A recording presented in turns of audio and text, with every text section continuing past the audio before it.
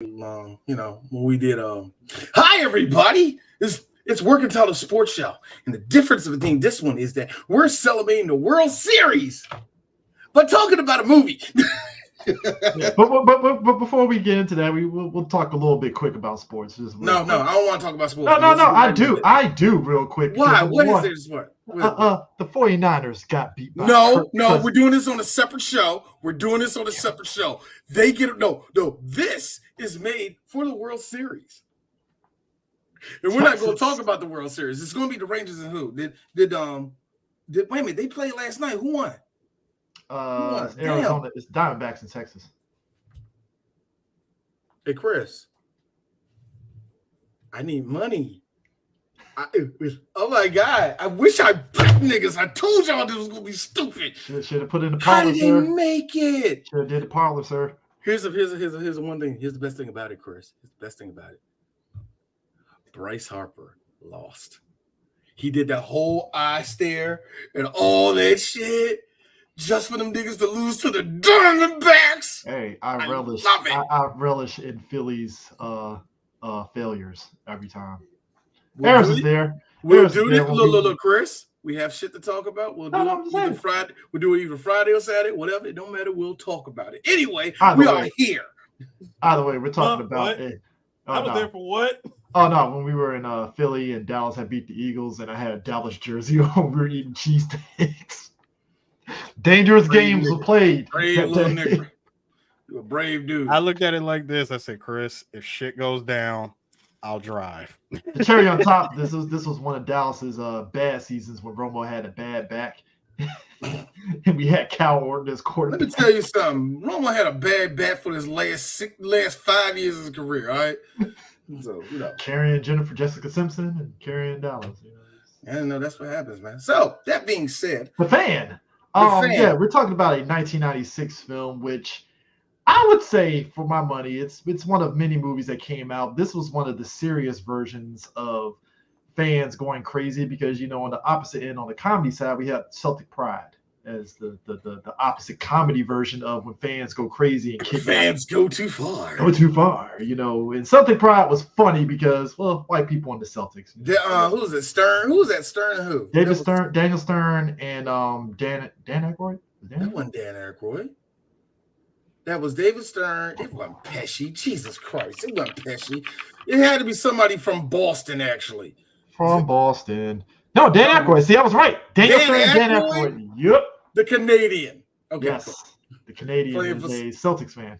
Playing somebody from Boston. Okay, cool. Dan Aykroyd can do it. Daniel Stern just passes like, you're from Boston, aren't you, Dan? Right. Let me tell you something about Celtic Pride. Now, okay, we're here. Y'all remember that movie? D don't remember the movie. I seen it, but I don't remember because it was part of that. Damon Wayans was doing a lot of movies during that time period. So, Mo Money, Celtic Pride, last time we did Boy Scouts. I'm gonna say, and last time we did a special for a championship. It was the Super Bowl, I think, a couple of years ago, which was the last Boy Scout. And come on, man, come on. That is one of the good episodes. Billy Blank shooting a man to get to the end zone. Ain't like a bitch. Perfection, because we were all joking and was saying that was gonna be fucking Saquon Barkley after he gets back from his ACL surgery. Oh yeah. He didn't do that because I think Dallas sent his ass off back to that injury. He didn't take out the blicky. But the highlight of that was Holly Berry getting pieced off in the way that was fucked up how they killed her in that movie. Fridged the shit out of her. I'm like, God damn, like, yo. But the Fan is a different territory because it's baseball, and Sue said it best. It's peak white shit. Look. Let me tell you something about fans of sports, right? Go for it, sir. I just wanted to say, first of all, gentlemen, thanks for having me on Working Title Sports. It's not every day that I'm on your sports show. But anyways, I knew that we muted D. I like sport. Yeah. Don't put an S on it. I like sport. Oh, Joy, they're kicking the ball, and they're kicking the ball again. Crazy. You know what? Harris is not that bad. For the love of God, we already talked about this. We talked about it in the last special. Seriously, gentlemen, am I really that damn transparent? Sometimes. Fuck you. Anyway. If it's basketball, he knows his shit. Harris will come out the woodwork on some money ball like, yeah, so you want to know his stats? And I'm like, whoa, Harris, how the fuck you know? No, Harris does the what I call you like I was sleeping type shit, where it'd be like, how do you know any of that? RDC World and actually looking at the fucking clip of the goddamn game, D, because I'm a man and I know what ESPN is. Fuck off. But no, I like, no, in all honesty, I wanted to do this movie because when I think it was around the time, D, you were saying, hey, let's look up some sports movies. And naturally I said, okay. I'm like, listen, I got some sports movies. One in particular that is, oh God, it's so underrated. It is an underrated gem. This was a movie that came out directed by Tony Scott. Rest in peace, Tony Scott. Dude, this movie, The Fan, it's Robert De Niro playing an unhinged, super unhinged white man. Like, imagine the movie Falling Down, but about sports. I was just about to say that. Because you basically have this man who is a knife salesman. He's a knife salesman. He's trying his best. As you do in 96. You know, bro, Pete, my man's pocket knife. I just noticed that. I took this picture and I just noticed that. That is some peak white people shit. I would say even old people shit, because only old people do have some ties like that. Man, tie fashion is underrated. God willing, because I know probably 2 years from now I'm gonna have like a char fucking tie and shit. No, you're not. Yeah. No. A char tie. Hey, Chris. Xeon tie. Federation tie. Chris, I don't believe you. Charmander, I believe you will have. I ain't that big of a Pokemon fan. Shit, I would. What you doing? Like, hey, Dwayne that's a Pikachu. Oh my God, it's Raichu. Fuck all of you. It's a funeral. 2 hours later. What the hell you wearing? Baby, no, these niggas find me. Nah, but like, no, because there are different sort of fans, right? You have the typical reasonable fans where, you know, you're a fan of the team and through the highs and lows and you're reasonable about what moves they should make and you just hope that the team actually makes those things. Cool. Then you got the Monday morning quarterback fans that are like over the top, saying the most stupidest shit ever to where you're like, yeah, this is why you're a failure at Madden GM mode. All right, just easy. And then you got Robert De Niro, who is the guy that is on some Al Bundy poke high quarterback stuff. Except this time, this dude is going all the way back to Little League as his high point. Okay, that is more sadder than high school as your peak. Okay. Last time I played baseball was 8th grade. Nothing magical happened, thank God, because I had to think to myself, you know, I think all these, like, look, I made a post recently making fun of it, but I really meant it. Like, I told everybody, like, I'm done playing. I retired from tackle football. I can't play tackle football no more.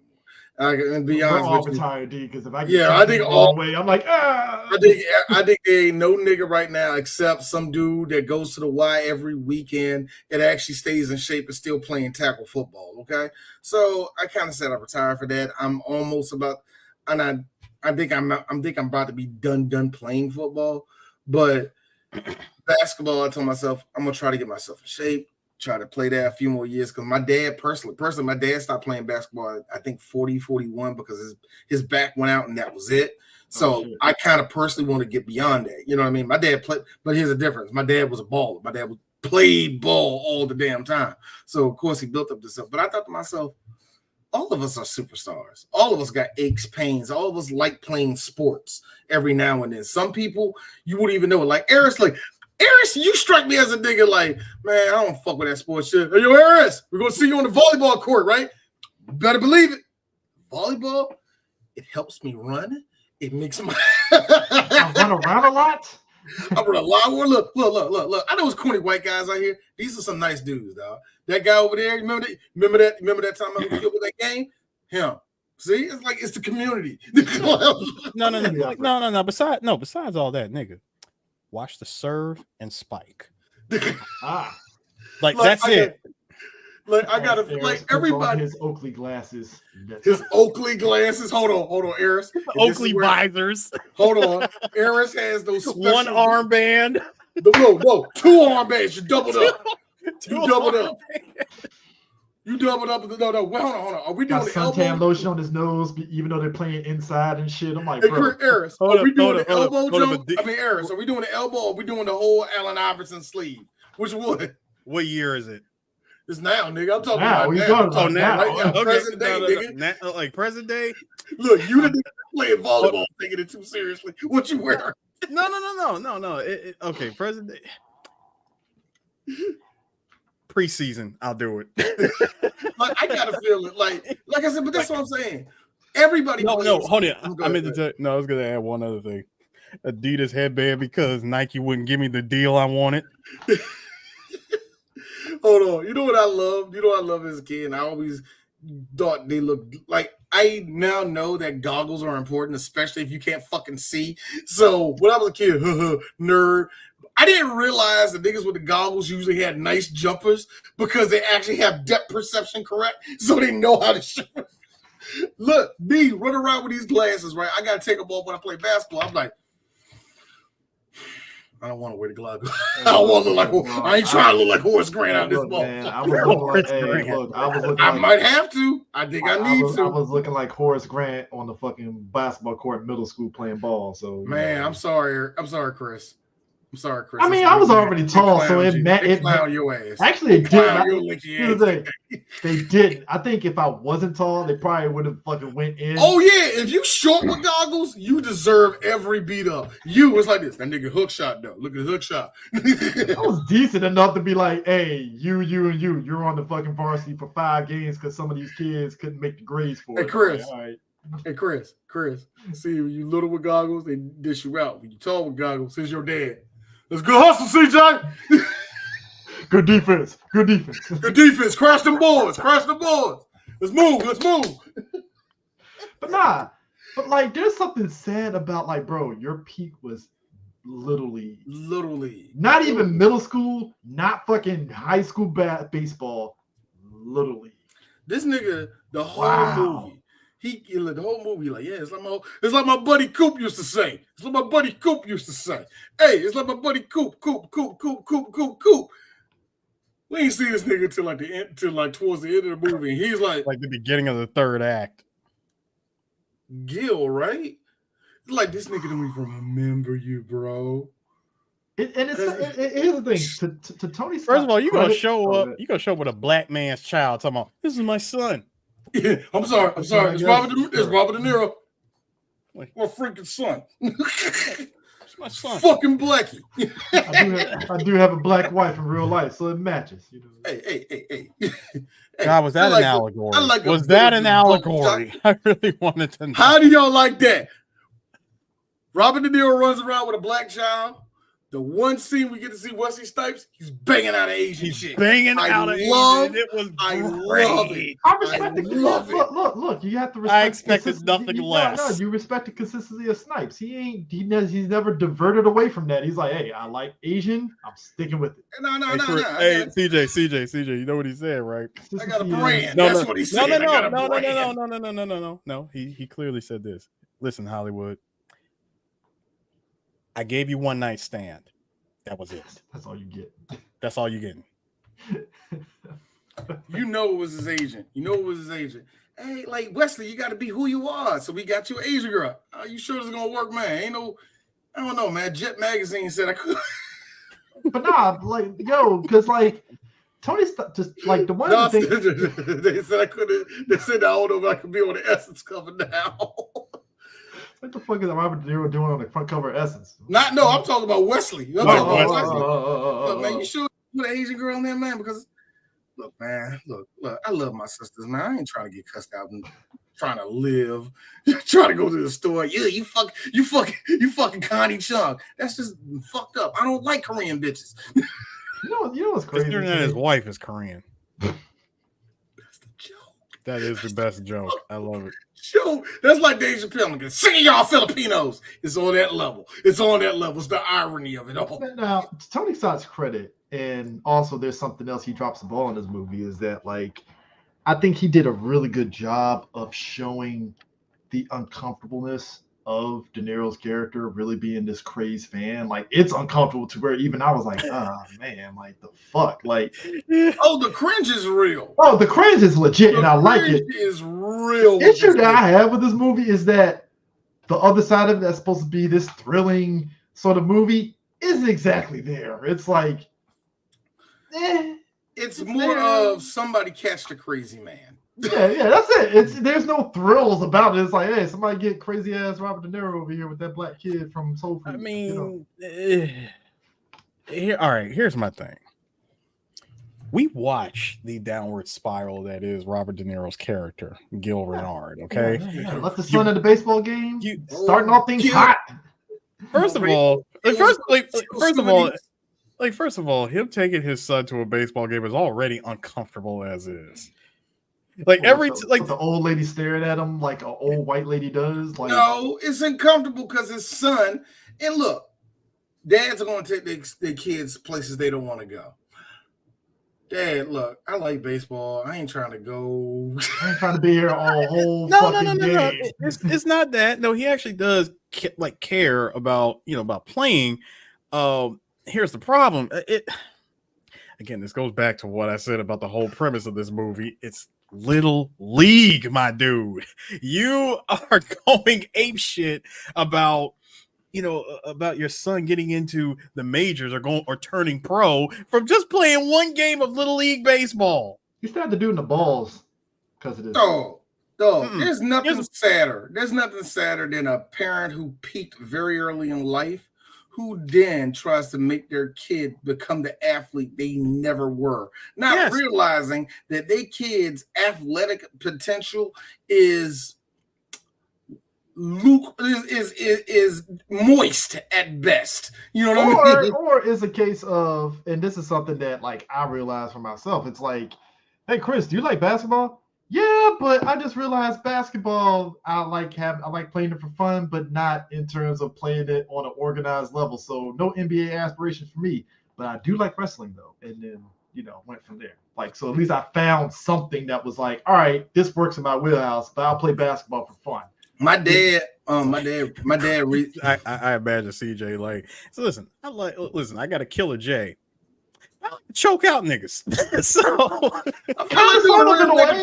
there is an allure about. I can do this hold on somebody. Damn, like I like to choke out people and body slam them at one point in time. It's give me a helmet and the tights and let me do my thing.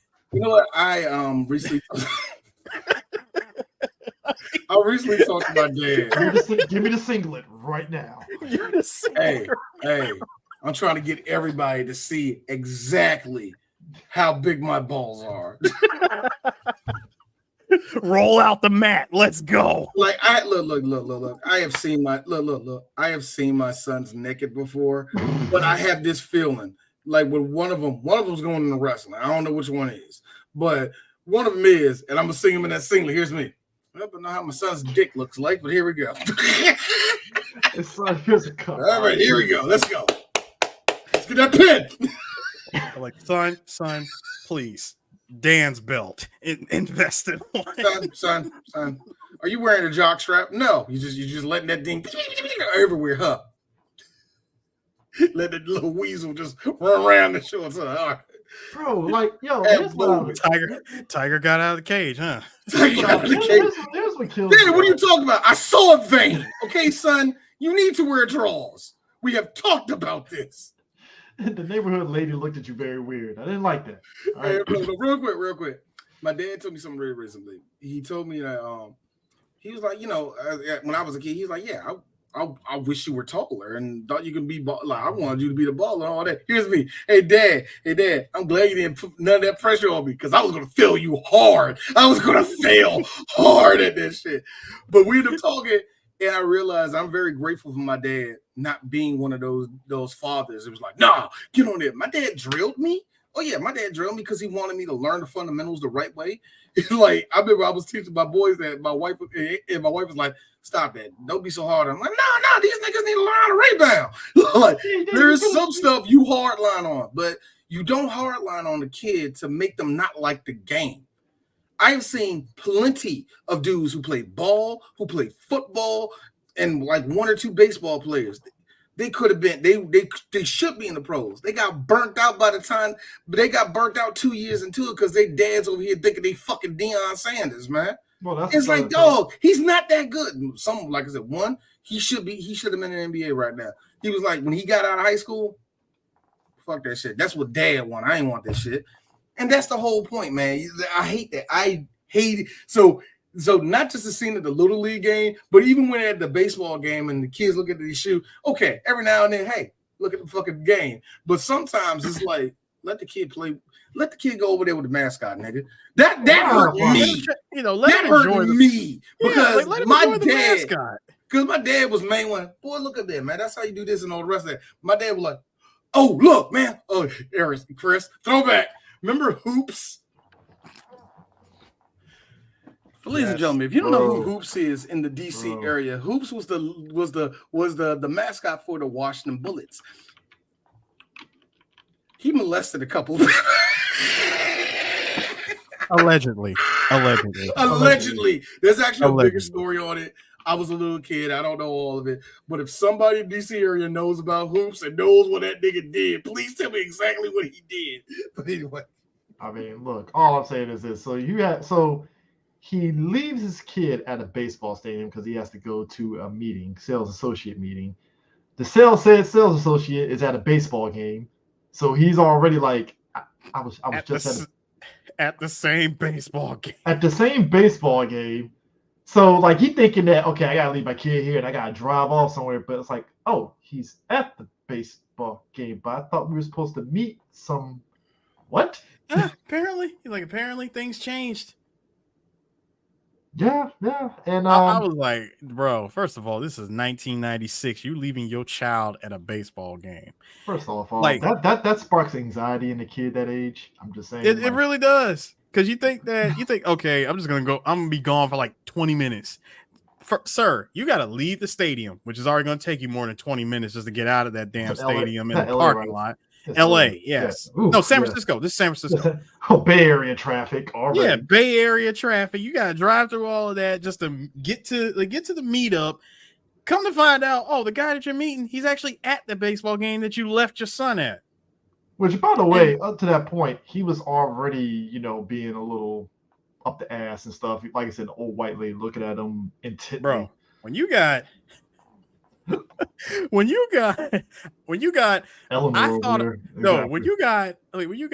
Mrs. I thought I heard Nero in my yard, staring at you. She looked like she probably would say the hard R. The hard. Very hard. R. Very hard. Bro. Like, what are we doing? All caps. Man, oh man. And she got on that freaking Stanford hat too. Which in and of itself is already like, this screams you don't really watch baseball, but you're there, so I'm like, you're there. What are you there for? I know you ain't here for the freaking $40 million athlete. My grandchild plays for the San Francisco Giants now. He used to play for Stanford. Sure, ma'am. I'm like, you ain't here for Rayburn. That's all we know. Bro, look. Speaking of Rayburn, Rayburn, he just signed a $40 million contract with the San Francisco Giants. Hooray. He's having conflict with Juan Primo because, same number 11 number and stuff. So they're kind of going butt heads and stuff. Rayburn's in a little bit of a slump. And when you're slump is real when he gets injured. Yeah. And the thing of it is, when you have an obsessed fan that notices that shit, they start getting into feelings, and Gil is in his feelings. Baseball slumps are weird. Me and Chris talked about this a couple of times. Baseball slumps are just weird. It happens. Superstars go cold. It happens. And I will say this, during the 90s, at least during this time, where baseball was at its peak. Everybody, the World season and all the rest of it. I did like how they did it though, because what happened was not only was it just a bad collision on a really, it was a stress, because you see it was a stressful ass day. He had a nasty ass collision in the outfield. Him and Benicio crashed into each other, and baseball players who crash into each other or crash into the wall, that shit looks fun on TV. You do it. That shit is That shit was on America's home video for years, and we all laughed. And then when you experience it, you're like, oh, it's not as funny. I hated the outfield anyway. I can only imagine running into motherfucker doing this and not looking. I can only imagine the crash. Really think about it. I was gonna say, think about it. You're both running at each other full sprint. See, as soon as you collide, something's getting dislocated. And this is the worst part about that collision, because the collision, like I said, collisions are collisions. You know, hopefully nobody gets hurt at the end of that. Just real talk, neither of you football players, so you're not going to bounce back from that hit unscathed. You know what I mean? I always hated about when he said, "Oh, look at man, this is a baseball player. Look how soft he is." I'm a baseball player. I'm not used to this. Happen. Like, thank you. I'm not supposed to like that was not God's plan. Like really basketball players ain't got no excuse. Basketball's a contact sport. It happens. You're gonna get elbowed, bumped, all the rest of that. That's why there's a big deal when we always talk about fouls and all the rest of that. Like, that's not a foul, this is a foul, all the rest of that. Football, no, violence, blood, let's go. So these niggas are not built for that. But not only did he get knocked out, he got hit the ground kind of hard. I ain't gonna say concussion. Let's not go that far. But there is something that a lot of people, baseball fans know this. Baseball players are very religious, and something snapped off his medallion. His lucky medallion got snapped off, was in the middle of the field. I don't think they ever did a circle round back about getting the thing. He didn't get it back until like way ass later. But it was a different one. It was a different 11. But anyway, so that was gone. So he didn't have that. So he hits the home run. Everything's go, hey, yo, puppy. Everything's all good. Real life, he get back there. I don't know what the fuck I did. I just swung. I got lucky. And can I push? Can I say that after that hit, well, before that, sorry, he has this ongoing beef with Benicio about the number 11, because both of them wear the number 11. Now, exactly. Now, Benicio del Toro looks so the Rocket. Now, hold on. Him rocking number 11. Him going from number 11 to number 33. Somebody made that smart ass comment of, well, if you go from 11, 11 times 3 is 33. So maybe you'll play 3 times better. This man, the amount of hate that Wesley dealt with in this movie is just unreal. Hey, shout out to Stoney Jackson being in. I was just about to say that. Shout out to Stoney Jackson. Yeah, Stoney Jackson was in this. Angels in the outfield and this. He's actually done other stuff. No, well, yeah, this was definitely an easy check, but he's definitely done a lot. He's still working to this I know day. He's still working. I'm just saying, sports movies wise. Shout out to him, man. Shout out to him. Because you know why they got him? Real talk, real quick. We know who Stoney Jackson is, but when I see that, I say Armando Fernandez. Do you know what his character's name is in this movie? What is his name in this movie, by the way? What is his name? So, Stoney Jackson goes by the name of, I believe his name was Zamona. Zamora or is it Zamona? No. I'm gonna pull it up for you. That just seems like he came up with that name, even though he was only. And where are you from? Venice. That sounds like a nigga that's from Venezuela. Stoney Jackson in the Fan. Here we go. 1996. Zamora. Yeah, Zamora. That is what I call good in Spanish, not Latino. There ain't nothing American. There ain't nothing North American about that. That is good in Spanish. I like that, man. But funny because he was in He was in 4 episodes of Sangre Negra, Black Blood. Black Blood. To be original. To be original. Shut up. Hey man, look, it was Tubi's Narcos. That's what that shit was. There was nothing about a Jerry curl with him. That was that was all Ice-T light skin. Put a rubber band on the back of that. That's what that was. There wasn't nothing jury about that. Now, speaking of people who in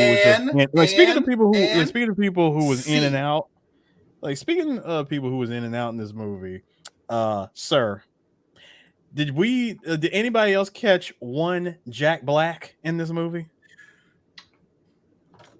Fun little story.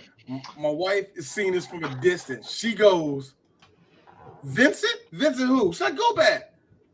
That's not Vincent D'Onofrio. Is that Jack Black? Yes, it's Jack Black. Oh, God. Jack Black was in this movie. But you know who, we was laughing that we saw, little character actors here and there that we recognized. Me and my wife at the same time. What? Yeah, Aaron Neville. Fucking shit on his damn face. I know. Hey, yo, Aaron, I gotta say this. You are terrible, but you are eating every single Christmas. I know. No, that was Bill Withers, nigga. You're not gonna fuck that up. That's Bill Withers. No. The only thing I know about Aaron Neville is it's beginning to look like Christmas. That's the only song I know of Aaron's. Hey, shit. That one is his Christmas shit, because his Christmas shit, no bullshit. As much as I clown it, it ain't Christmas. It ain't Christmas down here, bro. It really ain't for me. It really ain't. Yeah, it's like Mariah, The Temptations. Where's that nigga that can sing but really can't sing? Where he at? I'll say this. My thing, at least Aaron Neville didn't get stupid like Smokey Robinson did, where he was trying to do that drug song and shit. No. Smokey Robinson's a writer. He's allowed to do shit that makes no sense, okay? He's allowed to do shit that don't make no sense. Look, I mean, it's not like Smokey I heard the song Gasms though. Let me tell you something. It ain't made for nobody born after 1972. Trust me. So boomers, gotcha. Yeah, it's totally a boomer song. It's a y'all nasty ass fucking in the old folks home. You know what's crazy? Meanwhile, Ronald Isley got these bras that are like 26, 25. Like, oh shit! Like, theory. It's a theory. Fucked up if you want to believe with D. I believe Ron Isley did not have an erection since 2004. So, it's a... That is my headcanon. That out here popping gas. You saying Ron Isley out here popping gas station pills? Wow.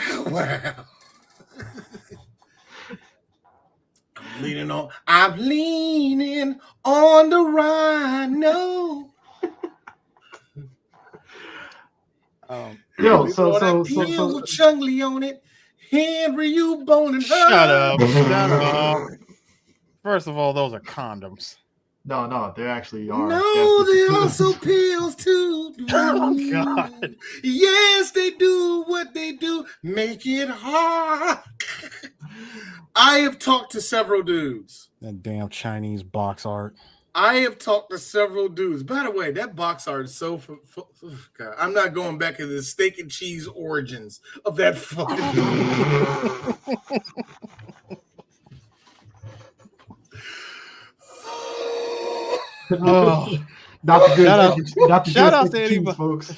Shout out to anybody who remembers that website. Oh God! That's a site that'll get you kicked out the library for a couple of hours. Yes, it would. God, is that Wilma? Hey, Dwayne, is that Wilma Flint? Is that Wilma getting banged out by Fred Flintstone? All right, Chris. This sucks, man. Our Simpson. All right, honey, you got the computer. Yes, it's definitely. I'm gonna need you to log off. I would never forget the white boy in my class. There's always a white boy. I'd never forget this.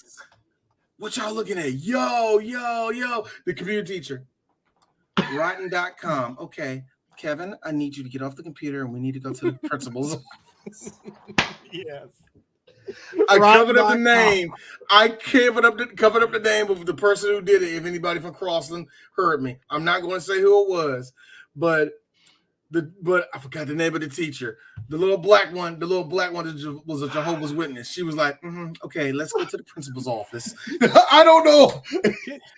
Rotten.com. That's all I gotta say. Hold on. Hey, CJ, remember when remember at our library, somebody almost put newgrounds.com in the balance of getting filtered? Wait a minute, y'all couldn't go to Newgrounds on y'all job? Bro, it was up for debate. Okay. People did not know decorum. If you're going to go to these sites, look around twice before you go onto it, because you know Mrs. What's-Her-Face is like a ninja and just... I mean, fucking smoke pellet, and there she is. Like, what you doing in here? What's that? You know what? It's funny. It's funny because Newgrounds is still a bit Wild Wild West, but it was a different type of Wild Wild West when we were in high school. It's a good kind, little did people know that the only reason why most of us went to Newgrounds was just to watch Show videos. Yeah, we just want to watch the stick figures fighting each other. Some of us wanted to play very, very low grade hentai games. So that's just how it is. Well, now the hentai games are commercials on porn sites. Rub this thing in order for it to get larger. Wow! I never got one of them. Oh, first off, nigga. Paul saying rub. No, it was a joke that these chicks were talking about on their little sex projects, but they were just joking about how they was like. When do porn sites have all these anime games playing before the videos? And I was dying laughing. I had to pause the fucking podcast. I was dying laughing. I keep telling this they are not kidding. That shit is up. Blame the Russians. Blame the Ukrainians. Blame the Croatians. Blame that whole little avenue right there of these little. There's a lot of horny programmers out there. A whole lot of horny they really giving anime a bad name. That's why some of these chicks are like, y'all watch anime. I'm like, whoa, not that. Like, shit. I'm like, y'all need to chill. Easy. First of all, don't get mad. Don't get mad at me because you don't know the difference. Second of all, I watch anything that comes out of Milky Studios, a real studio when it comes to Stop it, D. I will not have you sit here and invoke Queen Bee before it became Queen Bee, okay? Look, there's a reason let me why. Look, it's true. Milky Studios is what Queen Bee turned into. Look, the opioid crisis that was the Red Pill podcast is the reason why anytime my girl tells people I have a podcast, I'm like, pause. It's not one of those podcasts, okay? First off, I think this black woman beside me is a queen. Second of all, I am. You gotta do the I call the politician finger. I am. Hey, look, when people say that my man has a podcast and their eyes groans, you can see the groan. Like, I like my response. What kind of podcast you do, man? Y'all be talking this like, nigga. I have several. What are you talking about? Movies, Power Rangers, sports. Like, whoa. You got more than one? Doesn't everybody? No, yours. I'm sorry. Don't everyone. I'm sorry. What? I'm not trying to look. I gotta be honest with you. Three Black Geeks. The money we make low. My flex is the fact that y'all can't work like me. You don't have multiple podcasts. You have one, and you barely know how to run that. You got one, and you're sputtering on the release dates. And I didn't quit my job. The podcast. Look at me. I didn't quit my job. The podcast. Hey, we didn't start during the still employed, nigga. Look. The Ford Motor Company. Sirs, please. Can we congratulate the fact that we did not start? It didn't take a pandemic for us to start a podcast. I know, right? Boy, like, I'm bored, guys. Look. I'm sorry that this is our conversation before spilling into this episode, but I gotta tell y'all people, Three Black Geeks has been very, very frustrated with all you below mid-ass podcasters. We have been very frustrated lately. If we see one more, well, we saw what Jada said on the red table, Joe. We're gonna repeat the same points, but ask questions. Because if we ask questions, that could stretch out this 2-minute content for 3 episodes for no reason. If we're just gonna repeat the same hurt ass feelings through the whole thing over and over again. This is where tap in, my nigga. Tap in. This is where I come in on my Suge Knight. So if you want to come to a podcast where you ain't talking about the same old subjects, the same old topics on social media, come over to 3BG. Come on to 3BG. That's all I got. So you have, you might get shot, but you know. No, so my understanding is that you have a podcast. Oh, I see it. Nice. Impressive. Let me see your other 3.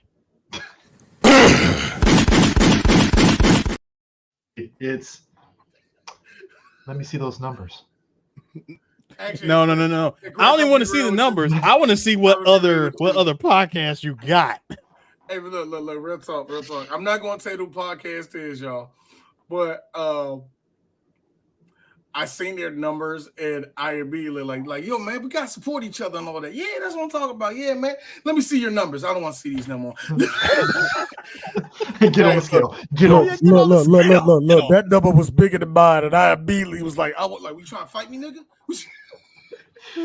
I'm pussy. I'm pussy. Here's the thing, y'all.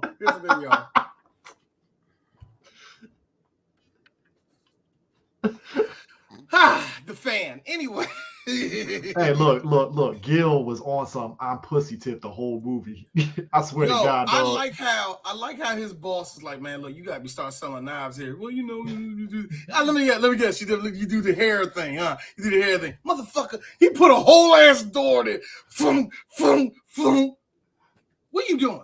What are you doing, man? First of all, I love the falling down, unhinged rage of him lifting up a door, slamming it on the table, and then proceeding to just stab it. I'm like, bro, you are letting out so much frustration. I understand you're doing a demonstration, but my guy, do you need to talk to somebody? Well, I mean, I said, Robert De Niro needs to sell these fucking nerves. You see what this did to the door? I mean, he was already fuck about what you do. He already lost his shit at the salesman being at the game, and then this. I love it. This potential client comes in, and now he's like, nah. I loved it because this is what happened. So he's like, yeah. So I want to speak to him tomorrow. See what we can do. Like, well, I'm sorry, he can only do it for a certain amount of time, and he can't come in until 3 o'clock. 3 o'clock, but that's the ball game. Raybirds here. It's like, yeah, I know, but there's nothing else I can do. Okay, cool.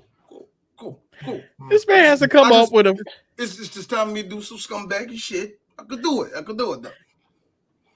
He really had to come up with some scumbag shit. But prior to that, I love the hey yo, shout out to the Patty D. Patty D from New York Undercover was in there. Yeah, I know. Like I said, this is a movie where it's like, I'm sorry, character actor I recognize. I'm sorry, young Lozamo. I'm sorry, you're in this. No, D, hold up. No, wait, D. There was someone else that was in it that I'm mad I didn't get a picture of, but I thought you probably would have got it. Our boy from Office Space was in this, like Richard Rail. Yeah. Oh yeah. In a non-speaking role, because he was just sitting there looking at De Niro shave his legs with his knife as a selling point. Like okay, we got some Gillettes down there that can do the same thing. Yo, but shout out to the first one that he went to. My man couldn't give De Niro the respect of acknowledging him.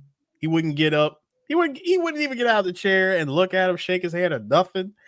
This man had to roll out the knives in front of him, in front of the freaking monitors on the security cameras, as he is staring at a wonderful pair of 1996 titties. I mean, that is just nice. Just a good angle. Hi, ladies and gentlemen, it's 3 Black Geeks. Are we saying spy on women? No. But if you do, make it funny. Make it funny. Those low grade titties. I like 1996 CJ. Hey, Chris. I mean, look, the shirt looks nice. It accentuates it. This is a Sanyo quality. Hold up. I'm guessing from the chick in the Latino. I think she might be, or cool white girl from San Francisco. Listen, a very cool brunette. I have data that suggests named Stacy. I have data that suggests that Latinas wore that white crop top a lot more. I'm sorry, dude. I love all respect to Latino women. They've been wearing the same shit since 1995, man. So what are you talking about? Like, what? Selena died. They didn't upgrade none of their fashion. Like, what do you? But do they have to, DOD? You don't really have to. Really don't. You don't. They really don't. To. They really don't. If it ain't broke, don't fix it. Because at that, like, listen, after Selena, they were pretty much lost, and then Jennifer Lopez came in. And first off, they don't even respect Jennifer Lopez. They don't. No, hold up. Like, no Puerto Rican. And y'all let me get my shit off, please. She came out and everybody was given 1 year, 1 album to decide whether or not. First off, Ashanti wants her money, J-Lo. All right. Nah, that little girl from Spain who you stole If You Want My Love from got 2 bangers of yours that you took from her. Your first 2 bangers. I hope you're still paying her. But like, I can't believe you took advantage of the fact that you had 2 songs. I mean, D, come on. We're talking about the same woman who had a very public but not famous enough beef with Rosie Perez during the Fly Girl era. I'm sorry. You were about CJ, I said this to D. J-Lo, Jenny, I need you to understand. You almost got your ass whooped by a Soul Train regular. Yeah. Here's the problem, like, and I said this yesterday on a conversation, Harris. Yeah, we talk shit about Jennifer. Jennifer knows a couple few fucking killers, though. Jennifer knows some bangers. Jennifer knows some shooters. No. She's the day homeboy from the beat nuts, so it makes no.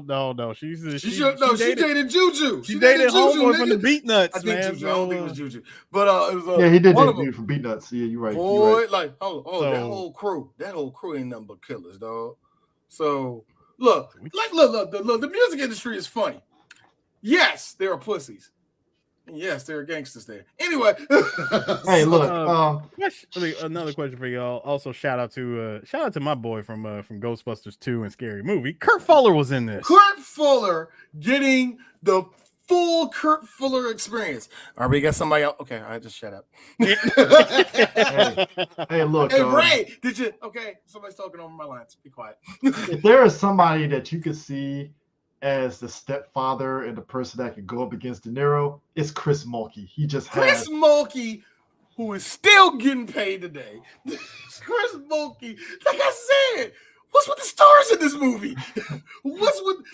Look, y'all got nothing but C-rated people not knowing they were going to be C-rated, but still getting work today that are in this movie, yeah? That is impressive. If there's somebody that you can really impressive. If there's somebody I can envision punching Robert De Niro, it's like, yeah, Chris Mulkey could do it. Yeah, he has the grit to do it. D. There was, again, we got one more person that was in this movie. We mentioned him earlier. Fucking Coop. That is Charles Hallahan from The Thing. I'm about to say, that's homie from The Thing. That's Norris from The Thing, yo. Yeah, that's the motherfucking spider that did. That's him. Perfect S-curl hair. Going up like this and shit. Now, I love the fact that, look, here's the thing. Now, I have to mention something about Coop. The whole movie. It's like my buddy Coop used to say. I like how we pull up on Coop. Coop living in Coop chilling, living by himself off the tracks. That's a guy that eats Hungry Man meals every That's night. a nigga. That's the motherfuckers who highlight is Jake and the Fat Man. I took it back. Woo, you took it back. I took it back. I know a couple of y'all got grandparents out there, got DVD. Don't fake. There's a couple of y'all who grandma like, oh, back in 92.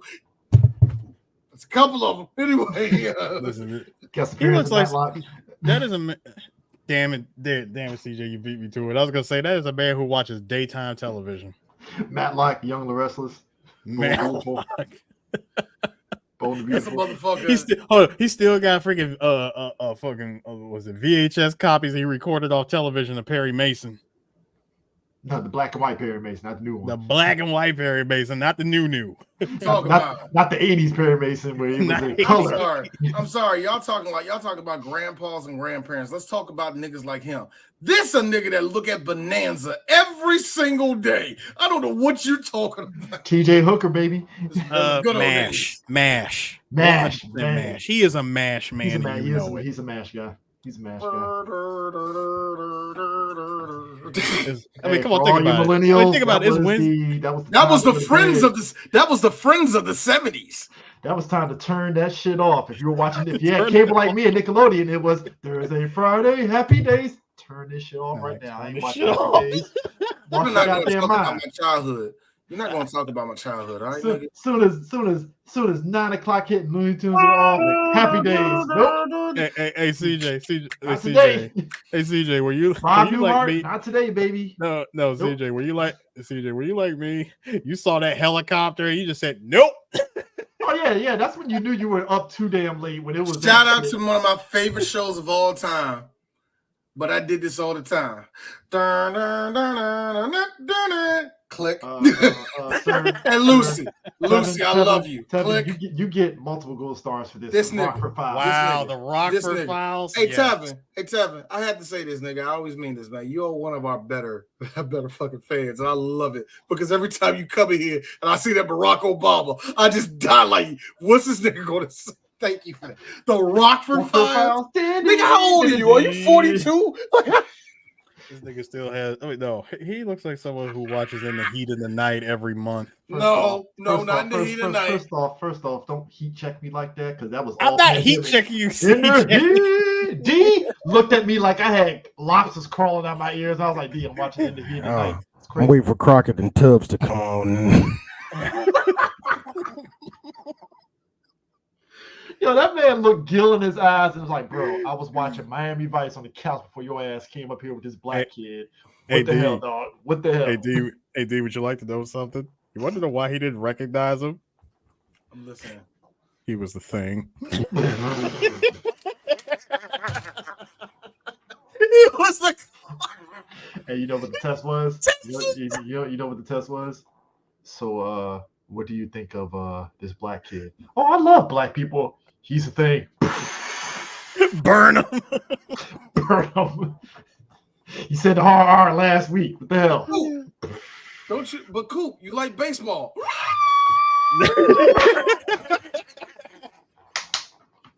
Hey, stand back. This dude turned into a fucking...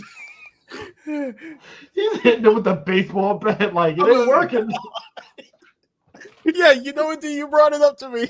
First of all, you knew that Coop was not going to stand for this obvious kidnapping that you got going on here. I loved it because first of all, he was this nigga crazy. This nigga crazy, man. He was the perfect white ally because he was whispering to the kid, I'm gonna get you out of here. No, he was a good guy. All right, let's not do the ally crap.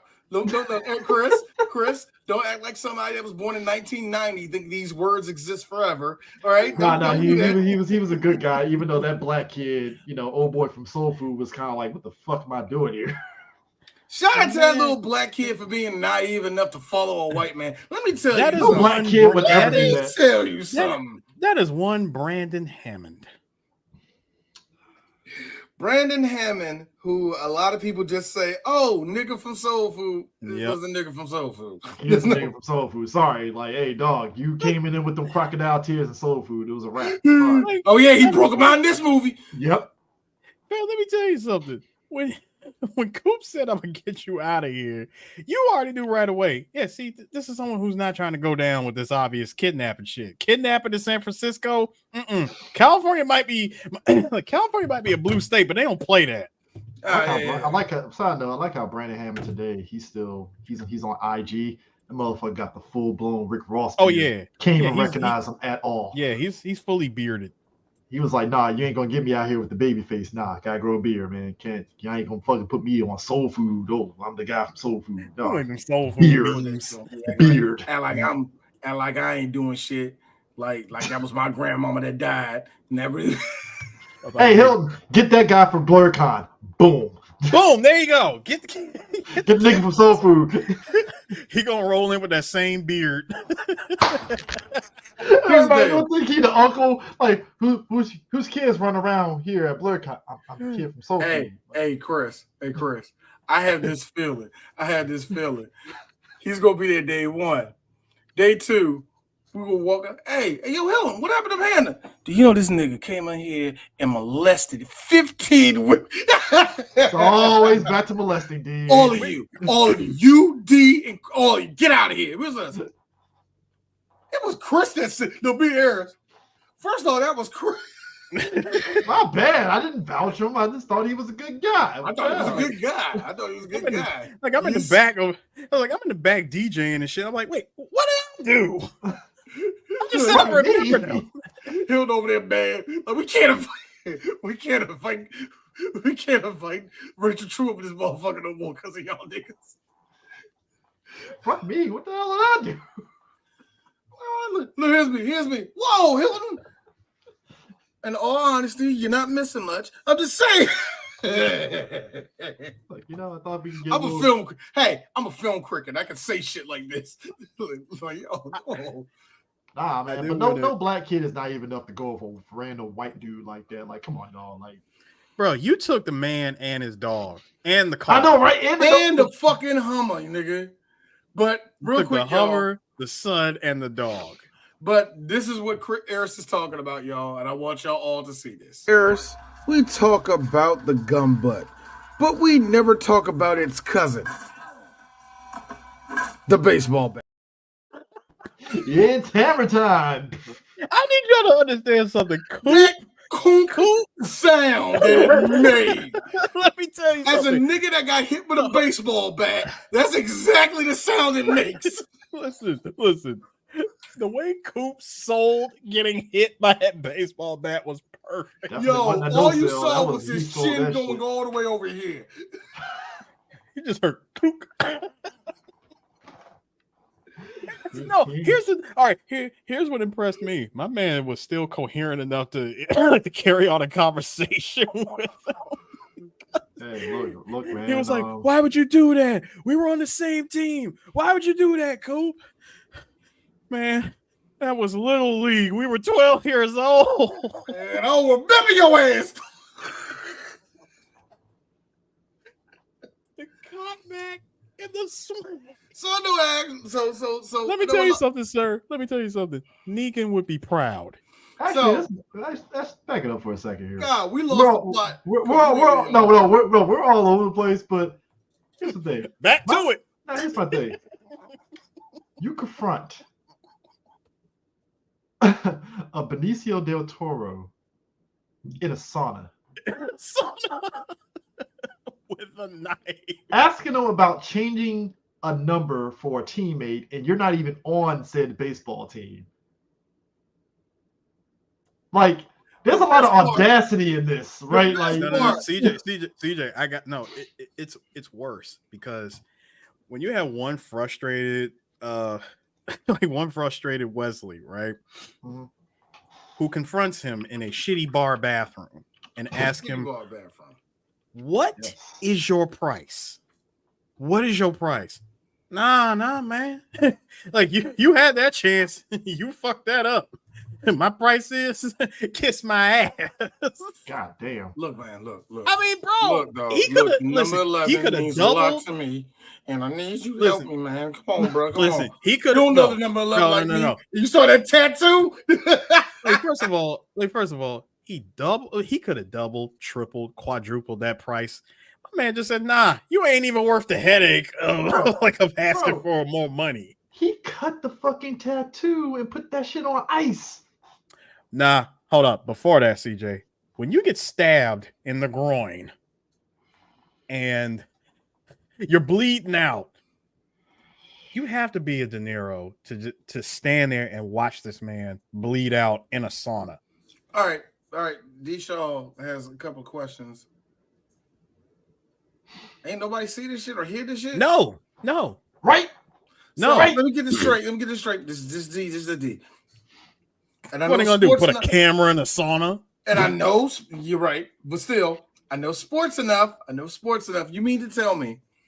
Let's just go with the idea that he's a local superstar. Mm-hmm.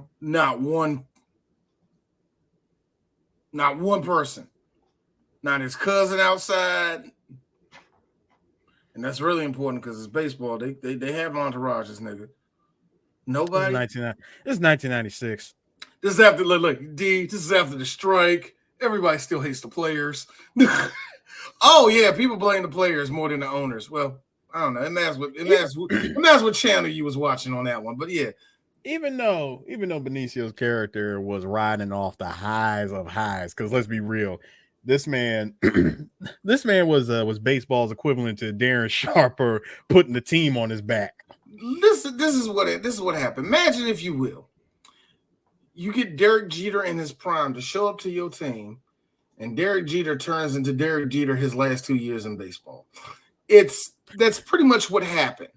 And one transfer and $40 million later. I wish we never got off that subject, at least too early, because I was going to convert that whole thing about Jennifer Lopez into her boyfriend, Alex Rodriguez, who had a similar situation happen to him in New York. No, he didn't get stabbed or had somebody stalking him outside of somebody, I don't know, but whatever. The point is, outside of all the white girls who like Derek Jeter, he had nobody really stalked, but still, he had a slump. And all of New York was New York, it being New York, questioning the living shit out of everything about him, and he started taking steroids, and everything was all right. And then everybody found out he took steroids. It was like, ooh, you're wrong. And Alex Rodriguez and Eris, I'm not making fun of him when I talk like this. Well, it doesn't matter because it's all good. I'm still the best baseball player in the world. Alex does talk like a sassy bitch. If anybody have ever heard Alex Rodriguez talk, so what? I don't even care. Fuck all of you. Like, why you talk like a mean Puerto Rican bitch, nigga? I think it's even more funny. Alex, real talk, Alex Rodriguez is in my top 15. I loved him as a baseball player. D, to answer your question, well, he did slide his rod in a low, but whatever. Boo, sir. Boo. Get the fuck out. I know. Get out. I earned myself 600. I know. Nah, I actually agree. Chill. Get on, bro. I didn't be saying I agree when it made it worse. Because I agree with the fuck. I felt like I got punched on that one. I was reserved for Chris, but Chris is like, fuck, nigga. It's always funny when Chris has to break out the nigga shit. You know what, though? I do feel bad. There you go, CJ. That was your moment. I do feel bad for Wando. Way to go out, get stabbed in the groin and bleed out. Done. I like how and Rayburn gets blamed for the shit. Like, what? Because it's so interesting. It's so interesting because he walk in there and he's like, yeah, now we all gotta wear the number. And I guarantee you, even by anybody in that situation is like, yo, I was like, fuck you, but not like this. Yeah. You died. Why would I want that? Hold on. Like, yeah, that I like that. It wasn't like he was like they really show, I'm an arrogant prick. Nigga, you see, I'm Deion Sanders, nigga. I'm the best in this shit. Why would I want this? When he said, like, first of all, when De Niro plays I just happened to be passing by on the beach. I saw your kid was in the water and I just went out there. White privilege, it makes you look normal. Now, Here's where it gets interesting. Let my black ass do that shit. What the fuck you doing over here? Hey, what you doing out here on this private beach, nigga? It would be, sir, nigga. Here's what makes it interesting. First of all, I get it. You know, the tensions, the situation, you know, like all the confusion and shit. Wesley, you really got to learn how to choose your words carefully when you talk to your son, because you said next time you want attention, do something a lot more dramatic. Don't do that, because not only did it only take mere hours, not the next day, not a week later, not a month later, mere hours, just hours for De Niro to solid snake his way in, save your son, gain your trust, become friendly. Dude said, listen, anything you want, you know, I got you. All De Niro had to do was just not be a total creep about it. But all this man wanted was validation for murder. I like the fact that you want to talk about you saved his son. Mm-hmm. The validation for me came into the most creepiest part of the movie. You walked in that nigga's closet. Thank you for making that face, because that's the face he made. You walked in that nigga's closet and like, is that the Atlanta Braves when he got? First of all, you took that same. Hold on, you took that same. Cold, my nigga. Yes. He put on the man. He put on the Braves joint. Then he also threw on the same red jacket that he got into a fight with Primo with.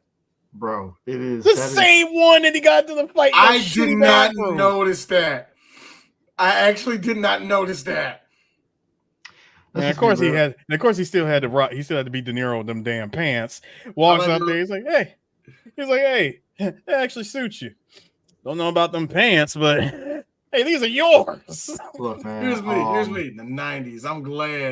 I'm glad that didn't touch D at all. I don't want that fiber on my body. I'm glad that didn't exist.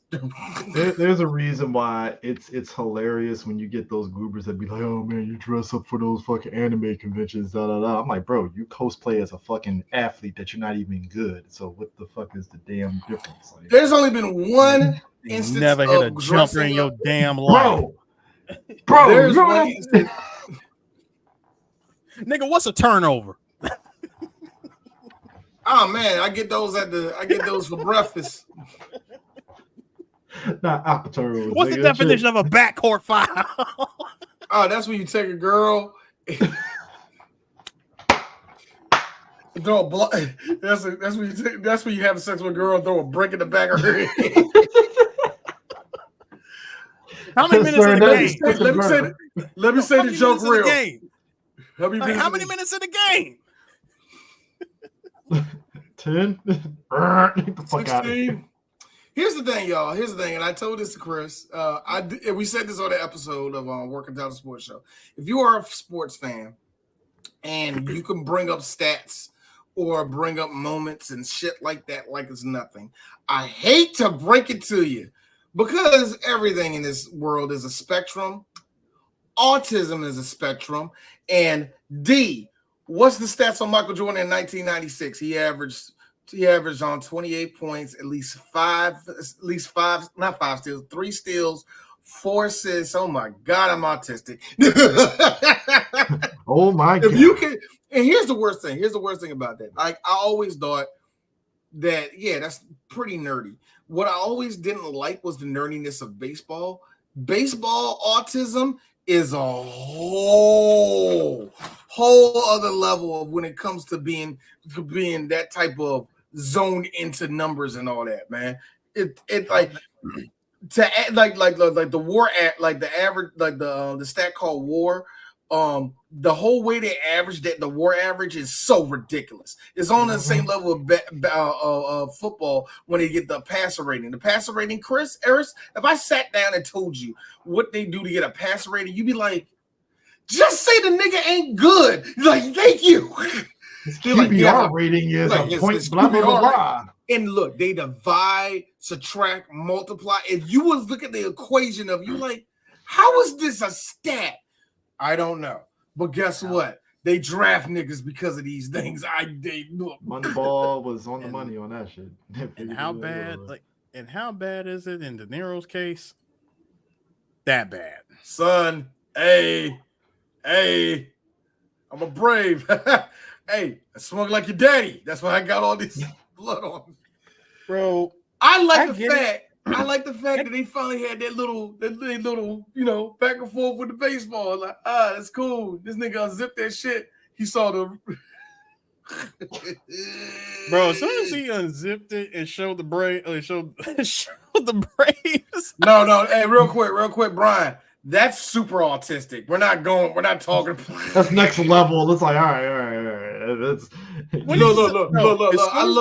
The second he said 5 minutes to Wapner, I'm like, oh, he's an idiot. He's that type of autistic. As soon as he unzipped his shit and showed off the jersey, I'm like, Wesley at this point goes, all right. I'm gonna let the shit rock. I'll let it rock. You getting a little comfortable, nigga. It's been only an hour and I just met you, but go ahead and throw the ball. Go ahead. You know what go ahead and got throw me? the ball. You know what got me? Yep. I'm definitely making sure that this motherfucker will never set foot in my house again. It's that bullshit. I swear. How did this motherfucker get my damn jersey? I just like how this nigga was like, hey. Like, hey, but you got your number back. No, D. Got even better. Come on. Level with me. Seriously. I like it like level with me. You're happy that he's like you're happy he's dead. I like how what are you talking about? No, I'm not happy he's dead. Airs will let this level with me. He's just like he dropped on it. Bro, as soon as he said level with me, you're happy that he's dead. Admit it. I'm like, no, I'm not happy that he's dead at all. Like, I didn't want that. No, but here's the thing, though. This is what got me, and this is what had me rolling. If you're a player of any sport, there's a point where you tune out fans from both sides, whether it's positive or negative. And that's really what happened to Rayburn. He got out of his slump by just going into, I don't fucking care anymore. Yeah, I don't fucking care. I don't fucking care. And that in and of itself. And to be fair, that is a freeing feeling when you just disconnect from social media, at least, especially nowadays with athletes, you disconnect from social media, you disengage from all that shit, and you just play the game. And that's what he tells Gil, like, yo, I stopped caring. When he stopped caring about trying to be a super perfectionist, which was clearly throwing his game off, he went out there. He's like, bro, I just started hitting that. He was balling out. Ain't it funny that for Kobe, it was the reverse? Kobe went from fucking all these bitches in the hotel room and shit to having to play for my damn freedom. It's like this. No, here's Kobe. I'm getting a whole new philosophy from here on out. What do you want to call it? Black Snake. Mama. Baby, I think no. I call it Black Snake. Here's Vanessa. I think you need to think about that again. So I know we're back together. I know everything is cool, but I know it's back together. No, Kobe, put your dick away. I don't want to fuck you. Remember, it wasn't big enough. No. Remember, you wasn't with me shooting in the gym. Hey, look, it's Kobe. I didn't say that. I didn't even say that. I didn't say that. That was that was Rick Ross and some yellow kid. I don't think it's going to be around any longer. Look. He didn't know who Drake was. He didn't know who a lot of us didn't. Kid. Look, Ayers. He didn't know who Drake was. A lot of us didn't. Okay. His daughter. It's Wheelchair Jimmy. All right. Like Wheelchair Jimmy. Hold up. No. Kobe, baby. It's Wheelchair Jimmy. Who the fuck? Play basketball. That's why you can't shoot a J. Oh, you don't think Kobe said that to his daughter? Hey, that's how she became Little Miss Mamba in their fucking I heard, yeah. When them little girls destroyed the other team. He was coaching that team? Yo, they beat them like 20 to 100 and something like that. And they're like, why y'all still shooting? Kobe like, oh, they didn't show mercy on us last year. We not showing mercy right now. No, look. I'm gonna give it a reading. Nobody likes Mamba mentality. Oh, we talk about it. Oh, Mamba mentality. Be a victim of it. Oh yeah, Mamba mentality is so cutthroat. It's so nasty. It's mean. It You know gets who took kind of it? results. If And- done hey, right, hey. it gets pure results. You know who took that very, very personally? Yay. Oh. Here's the difference. But Kanye- Kobe, I'm the best. Like, nobody's better than me. Do more. I mean, that's fair. Kobe, the last 2 years of his life was a blessing that I feel like a lot of the world didn't realize until after he was gone. I will admit there were some aspects of Kobe I did not love of him before he left this world. But god damn it, it's shit like the Do More, Chris's favorite one, 81. Jalen Rose will never I'll live play that with it. down. He was No, like, I'll play with it. This guy gets it. It's like, how many olives, sir? 81. I mean, It's the stare at him and Jalen Rose. And Jalen Rose staring back in sharp, staring back in sharp ass lineup. Oh, it's just a joke. Inside joke between me and him. He gets it. No, the best part of it, he gets it. He gets it. I would have fought Kobe. I would have threw a full fist at that nigga. Oh, speaking of which, that's how he actually got kicked out of the game. Because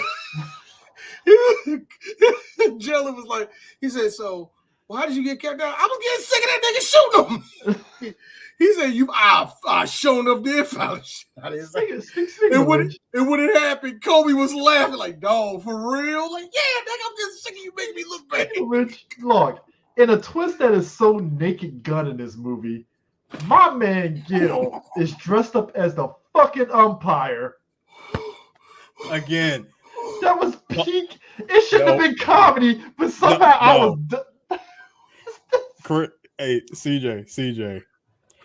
The fact that you don't see him as the umpire until It's a twist. Did he chloroform like, the bro, original until umpire Bob- and hold put him up. underneath the Oh, you no. There's a dead umpire in that stadium. Hold up. The fact that you don't see De Niro as the umpire until Bobby got up close and personal in the middle of a damn downpour, he figures it out. De Niro, first of all, nigga, camouflage, 99. Bro. It was 99 for 15 minutes of that apparently third act. Gil was calling the game of his life as an umpire the whole time. I loved it. I love that scene because it was so dramatic and everybody knew what was going on. Like, if you were a fan watching the game, why y'all start this joke, man? You see all this rain out here? Meanwhile, Wesley and everybody in the booth was like, yo, keep the game going. This son's gonna die. I was like, everybody Rayburn would have throat punched Gil and it'd been movie over. Everybody assumed that the umpire was going to call this game. Ain't no way in the world. Like, there's no way in the world we're going to play baseball like, in game this. on! Like, I'm like, oh, we keeping it going? We letting it rock? We letting it rock? Okay, all right. When you see straight water puddles in the fucking infield like that, stop the fucking game. We love the opening to Last Boy Scout, but if it ever rained like that in a football game, they will call that shit. They ain't playing in that shit where you see, like you said, puddles hitting the field. They're like, nah, bro. Like puddles everywhere. Hold on. Do y'all know how many the potential of career-ending accidents, ACL injuries, and like ACL ankles?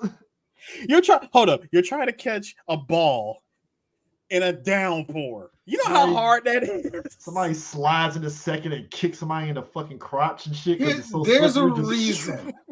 There's a reason why you don't play in the rain like that, man. You coming in sliding in like DJ from Super Turbo, bro. Right? Also, Max out. Ooh ha! his freaking sliding fear. Like, oh man, you're over doing the M Bison slide, little. We're just a lean back and it's just a move for a scoop forward. Why is Rayburn doing paint defense?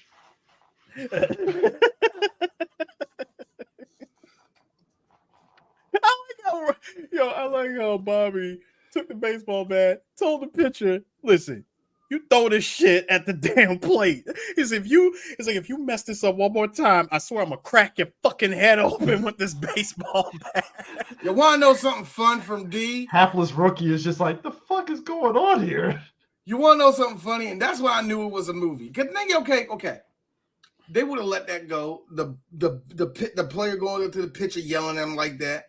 They would have let it go, especially when there's no fight. They'll let it go. Yeah. This is where it became science fiction to me. Because the second he left back, the other manager would be like, timeout. What the fuck he tell you? That would have happened. That would have exactly happened. But even if that didn't go that far, Chris, you know as well as I do, we know motherfucking pitchers. You better throw that junk across the plate. All right. And they don't. Walk. Man, you know full and well they ain't gonna listen. Like, yeah. Look. As a nigga who was as a nigga who played catcher. Pause. But as a nigga that played catcher, I know this for a fact. The pitcher will give you this look. Like, yeah, we walking this nigga. You didn't say pause, D. I'll be like, so do you say, oh, Willie Lovely Tea Party at the end? Shut up. Shut up. No, my line was, boo, Chris. No, Chris. My line was, looks like I got a lot to clean up. See, that's why D is the face of 3BG. This is just great. Those jokes right there. God, face of 3BG right there. Oh God! At the same time.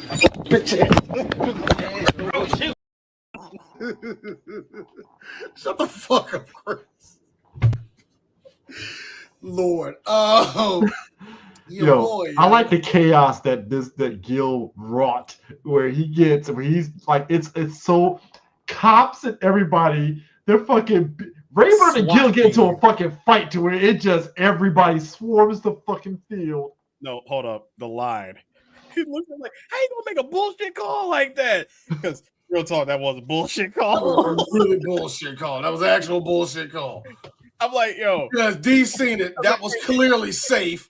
I'm like, hey, Gil, your camouflage percentage went from 99 to 53 by doing that bullshit call. Side note, Gil in the chaos stabs MLB player extraordinaire John Kirk. Like John Kirk. Walked into hold up. How messed up is it that John actually had a real good hit in that movie moments before getting stabbed?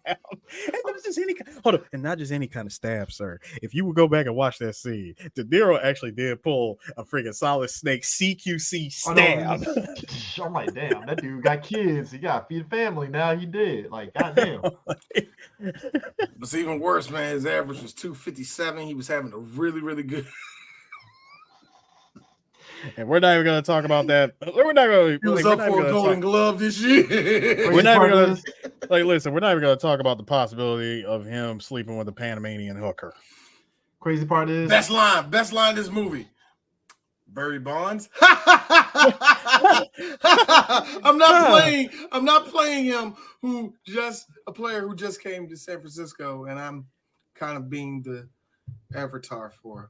So does he exist in this world? Or when he said that, I was like, so does Barry Bonds exist? Because if he does, he's on the Giants. I'm like, obviously he. This is after '96. I'm like, he's on the Giants at this point. Like, come on now, man. Well, hold on. Considering that this movie is based off of a book, maybe. I don't know. I kept on calling. Instead, look, Eris, I'm being keep it real with you. Every time I saw Rayburn, I call him Willie Mays Hayes. So look, I wasn't really. Listen, it's fun.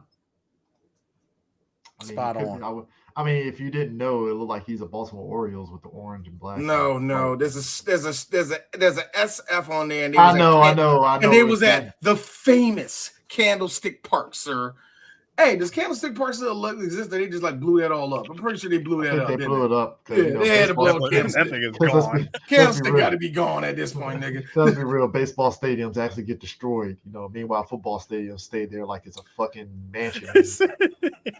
Yo, I feel bad for any state. I feel bad for any city that is still dealing with a stadium that should have got torn down years ago. I feel bad for any city because that thing is just this harbors of rats and crackheads that can't get into it. Bro, Come on, it's perfect for them. It's perfect for them. They want to stay away from people. Bro, RFK fucking stadium stayed around so much that even the Howard University was like, "This fucking stadium is trash. We ain't fucking playing our goddamn homecoming in here." I like how the black college finally got access to that stadium. It was like, no.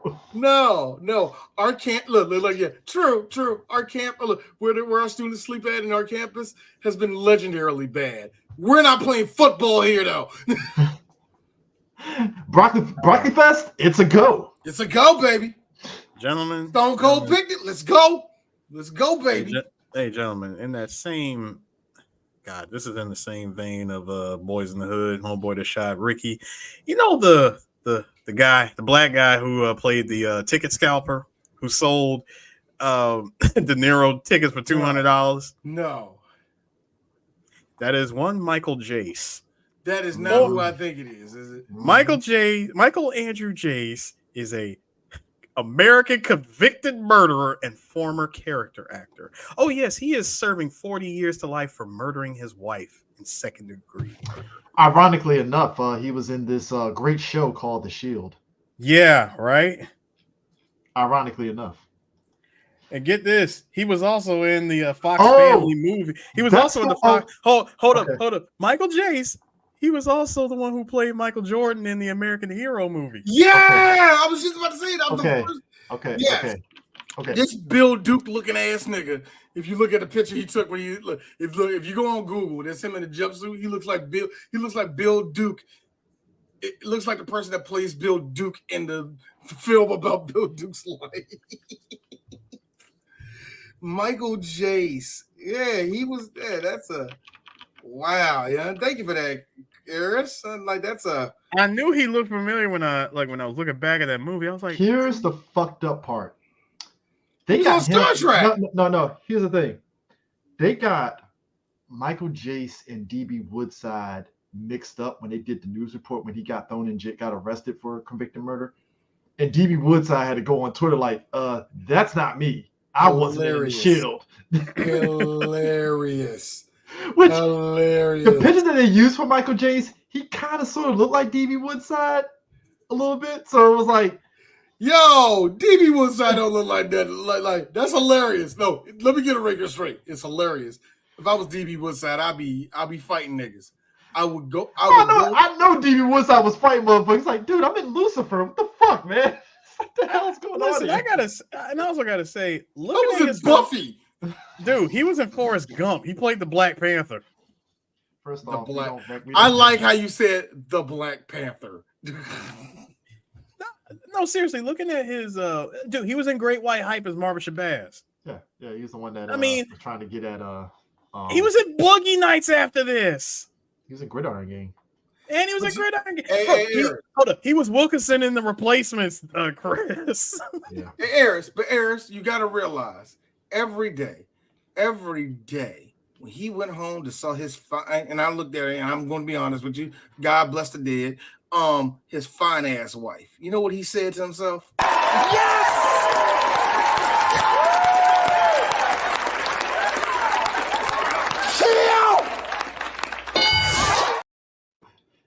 But if we're gonna keep it, but if we're keeping it very sports related, guys, I'm listening, nigga. I'm listening. Off in the wings, OJ looking pathetic. I got off. Principal Skinner. Let them niggas catch you, and you got caught. You got caught. Johnny Cochran right there, buddy. He's still alive. What are we talking about here? Y'all niggas sleeping, man. I know. Hold up. Yes, nigga Shabazz in jail. Yes, he is. The OJ saw that OJ saw this nigga get caught and found out what it was for, and the fact that he got convicted.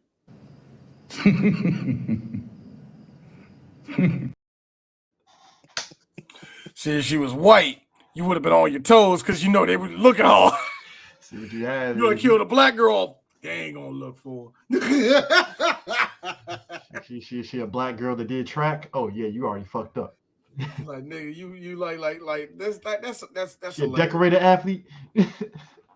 That's hilarious, man. I did not know like, but it's always funny when you hear about about Hollywood actors that go as far as to murder. It's always fucked up because we're always, well, of course, because somebody dies, but what makes it weird to me is like, what mental state were you in when that happened? What was the breaking point? I always say that at least with celebrities, like normal people, normal shit happens. But you a celebrity, you can walk away from this. What the fuck happened that made you say no? Death has to happen tonight. I mean, that's all I want to know. I mean, to this day, I'm still wondering what pushed Beretta to the breaking point to do what he did. Like, Boy. Oh, okay, that's fair. Beretta did that. Nigga infiltrated and went by the alias Curly. Because that's what De Niro did. Bro, I like how only a white person could sit there and mock having a knife in his hand. He's throwing it like a pitch. Like, bro, you can't do that with cops around. You knew why? Hold up. Much like how we saw foreshadowing shit in other movies and video games, seeing him take that same knife, load it up, and heaved it, just straight up pitched that shit at a cockroach on the wall. Motherfucking think he Daniel Boone and shit. I hated it. I hated that scene because the second he threw that joke at a roach, split the roach in half, the soundtrack, you can't help my inspiration. I'm like, that is Closer by 9 Inch Nails, a song about fucking. Why are you playing this song? Soundtrack. Bring it in. Sir. Yo. This in fact was, just looking at the soundtrack alone, this was the most 1996 soundtrack. Electro hip hop music from Terrence Trent D'Arby, the guy that was like, I'm going to be the next Prince. That didn't happen. That didn't happen. Oh, I bring that up every time his name comes up. Terrence Trent D'Arby had the big dick energy. He was like, I'm going to be the next big thing. Kiss and tell. Bro, Massive Attack to the song. Massive Attack.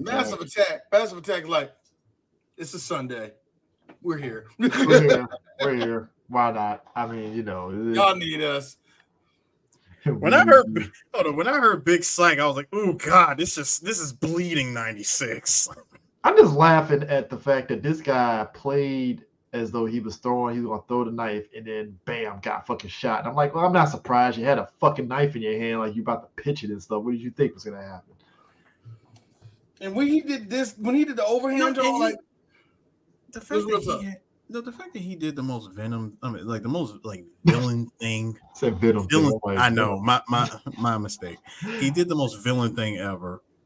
Looks around, notices he's on the Jumbotron, and goes, "Hey, I never did show you my best pitch." I'm like, he is not about to throw that damn knife that you've been leaving around like your damn calling card, like you're the wet fucking bandits. This is how they were able to put 2 and 2 together that you killed friggin' Primo. Like, why would you do that? Yo, the second he had the knife and he put it over his head, the cops with guns drawn. Finally! They unloaded. Let's be real. Not trying to get dark, but if Gil was black, they would have shot his ass right when he was revealed as not being the umpire. On general Chris, no. Hold on. Let's keep it straight. No. Shot keep him it sports. And Rayburn at the same time.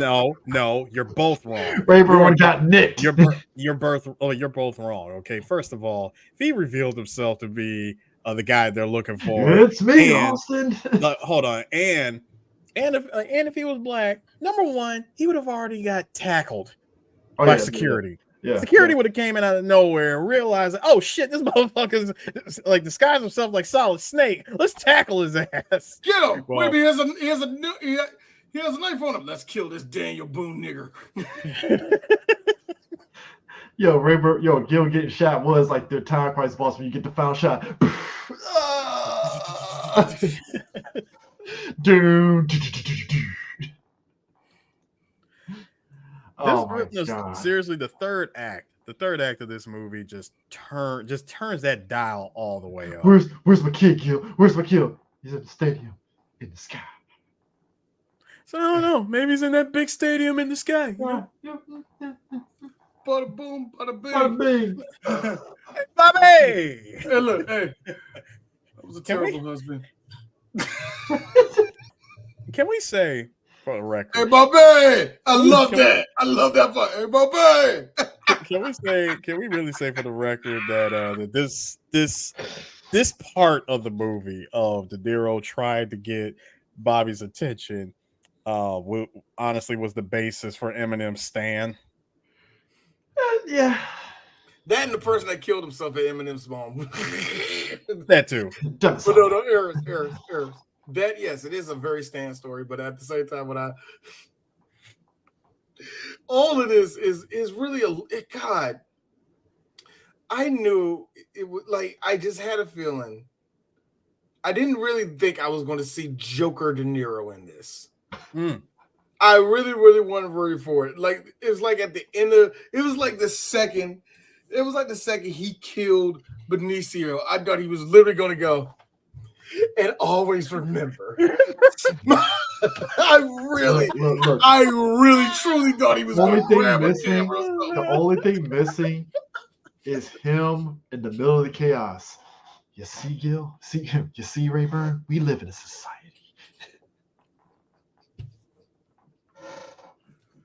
Living for society, Bobby. Hey. No, I got one. Freaking society. I got one. I got one for you. See, Bobby, I told you. I'm a man of my word. Throw the perfect pitch on the Jumbotron. You're going to dedicate this game to me. What's your name? My name is Primo. What's your name? Say it. Say it. Say it. See, this is the problem that Rayburn has got. No, this is the problem. This is the problem that Primo has by keeping that number 11. I don't know if you, if me, hey, I fucked that up. So I don't know if me and you saw Dark Knight at the same time, if we were in the same theater or we went different. No, we didn't see Dark Knight at the same time. No, we did. I think we did. Again, kids were in the theater when Joker has the fake Batman and doing the same thing D just did. Me and Aaron are dying laughing. The kids are laughing because it's just the Joker doing this, and I'm like, this is a very haunting scene. When you just stop laughing and you just watch it, it is like a scary ass fucking scene, right? But just in the moment when that movie first came out, I was dying laughing. I'm like, this is some Joker ass shit here. I love it. I was in the wrong. You're a Joker. I was obviously in the movie theater where I had movie critics, because the second he said, "Look at me," everybody in the whole movie theater like, "The fuck am I watching? Like silence. Am I watching?" It became silent. You see, this is what the Batman has done, and everybody at this point is like, "How crazy!" Real talk. That's when D said, "I think I'm gonna like this movie." That was an issue. Like, it was already look. It was already the greatest movie in the world because I saw Michael Jai White, but it got better. Is what I'm trying to say. Me and Sue were laughing, but we knew it was still the greatest movie ever. I was like, "This is the shit." Marcus Joker. I don't know what the fuck you guys talking about. Hey, but what you see is every time that Bobby doesn't hit a home run, people die. Started tonight. Where's my word? Aaron, you're breaking up, man. You breaking up there, man. How old are you? Was breaking up. I wasn't. Wait, Chris, no, your mic was like either you were hitting something or something. It doesn't matter. It's all right. You're good. You got it all. We got it all. You're good. Okay, it's all good. But that being said, I really thought at any second, get off the mound, man. Get off the mound. How about one more pitch? How much one more pitch, Bobby? That man said, "You're the guy. That's the fucking guy." Bing. Straight punched. I gotta be real with you. I'm glad that's a stunt man. Robert De Niro would have got knocked out if he got hit by that in real life. That would have been. That shit would have been front That story. was a sweep. That shit would have been front story on Entertainment Tonight. Robert De Niro knocked out on the set of The Fan. You see all of his. You see a blur of Wesley Snipes all. John Tesh's glorious mane and long face reporting it. Crazy. He punched him out with one hit. Crazed black actor Wesley Snipes. I'm sorry. Yo, time out for a second. I'm laughing because, again, as a kid, you see John Chess on Entertainment Tonight, and this is the same guy that did. And I'm like, that's the same guy? Holy shit, I didn't know this. See this guy on the TV? Nah, man, that shit blew my mind. But nah, man, like they find this kid at the stadium and they show Gil's hideout that had all the fucking newspaper clippings of a serial fucking killer. And his peak moment in his actual life. Playing Little League baseball and winning a championship game. Like, I gotta know, hey, Gil, did your dad touch you and beat you as a kid? Is this what happened? Because wow. No, father wasn't fucking there. This son of a bitch. I'm sorry. He screams my dad worked at the factory and never cared about never came home.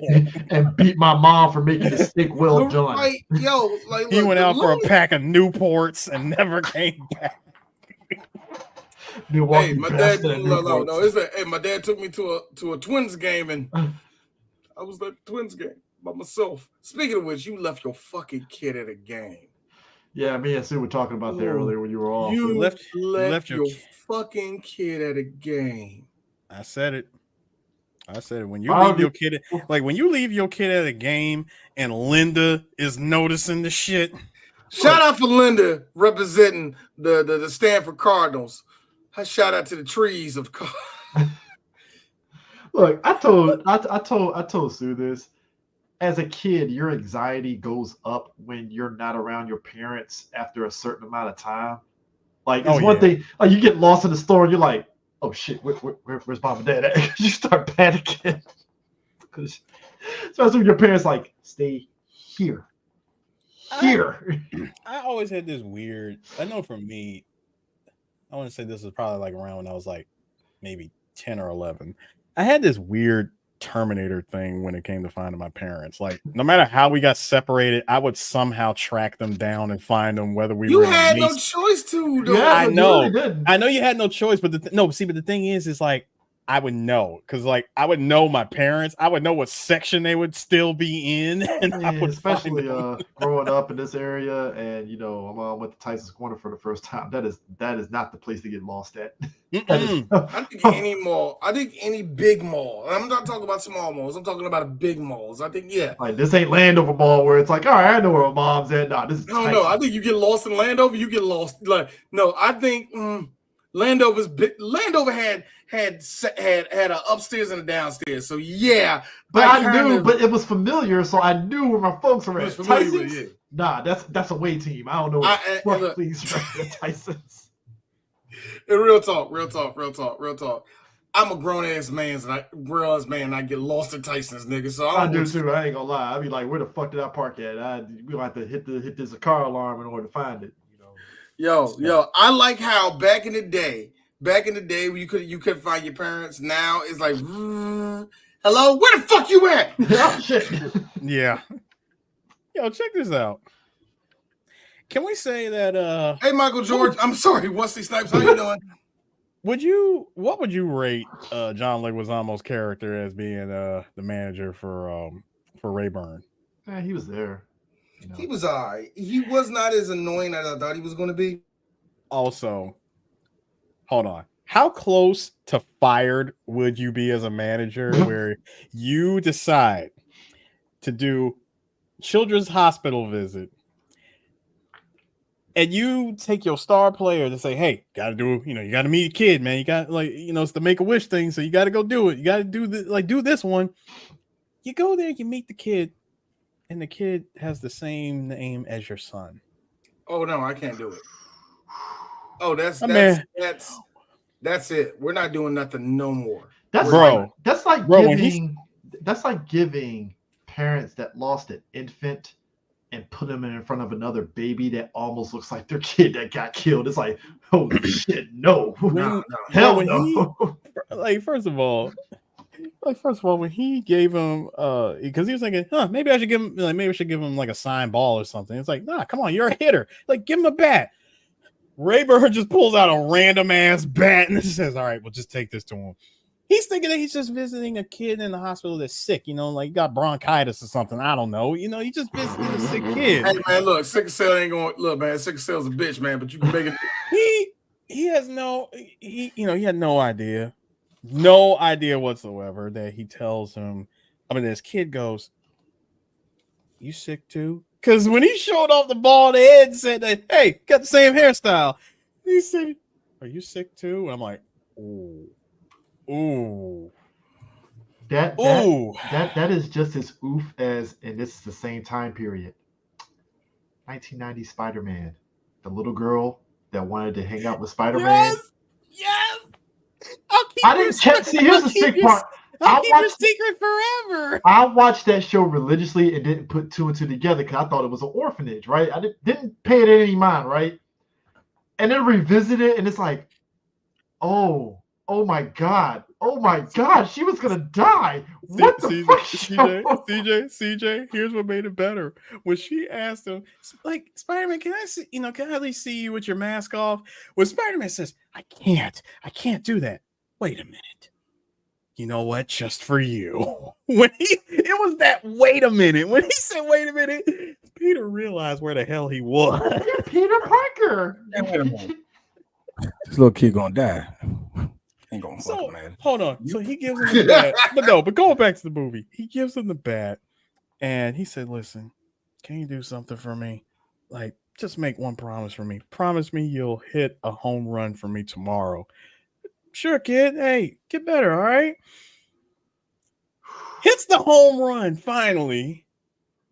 Come to find out, kid slipped into a coma and never came back. At the end, he's like, you think you couldn't tell me that? You really want me to tell you, someone who can't take bad news well?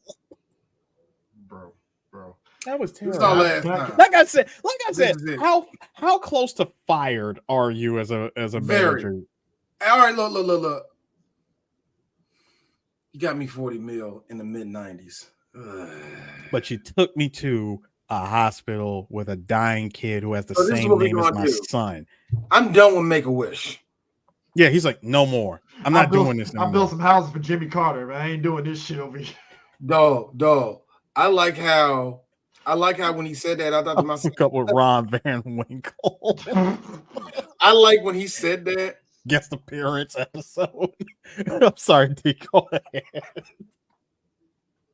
I like when he said that whole thing about he's done with the Make-A-Wish shit. I was thinking to myself, Barry Bonds got dragged for doing that.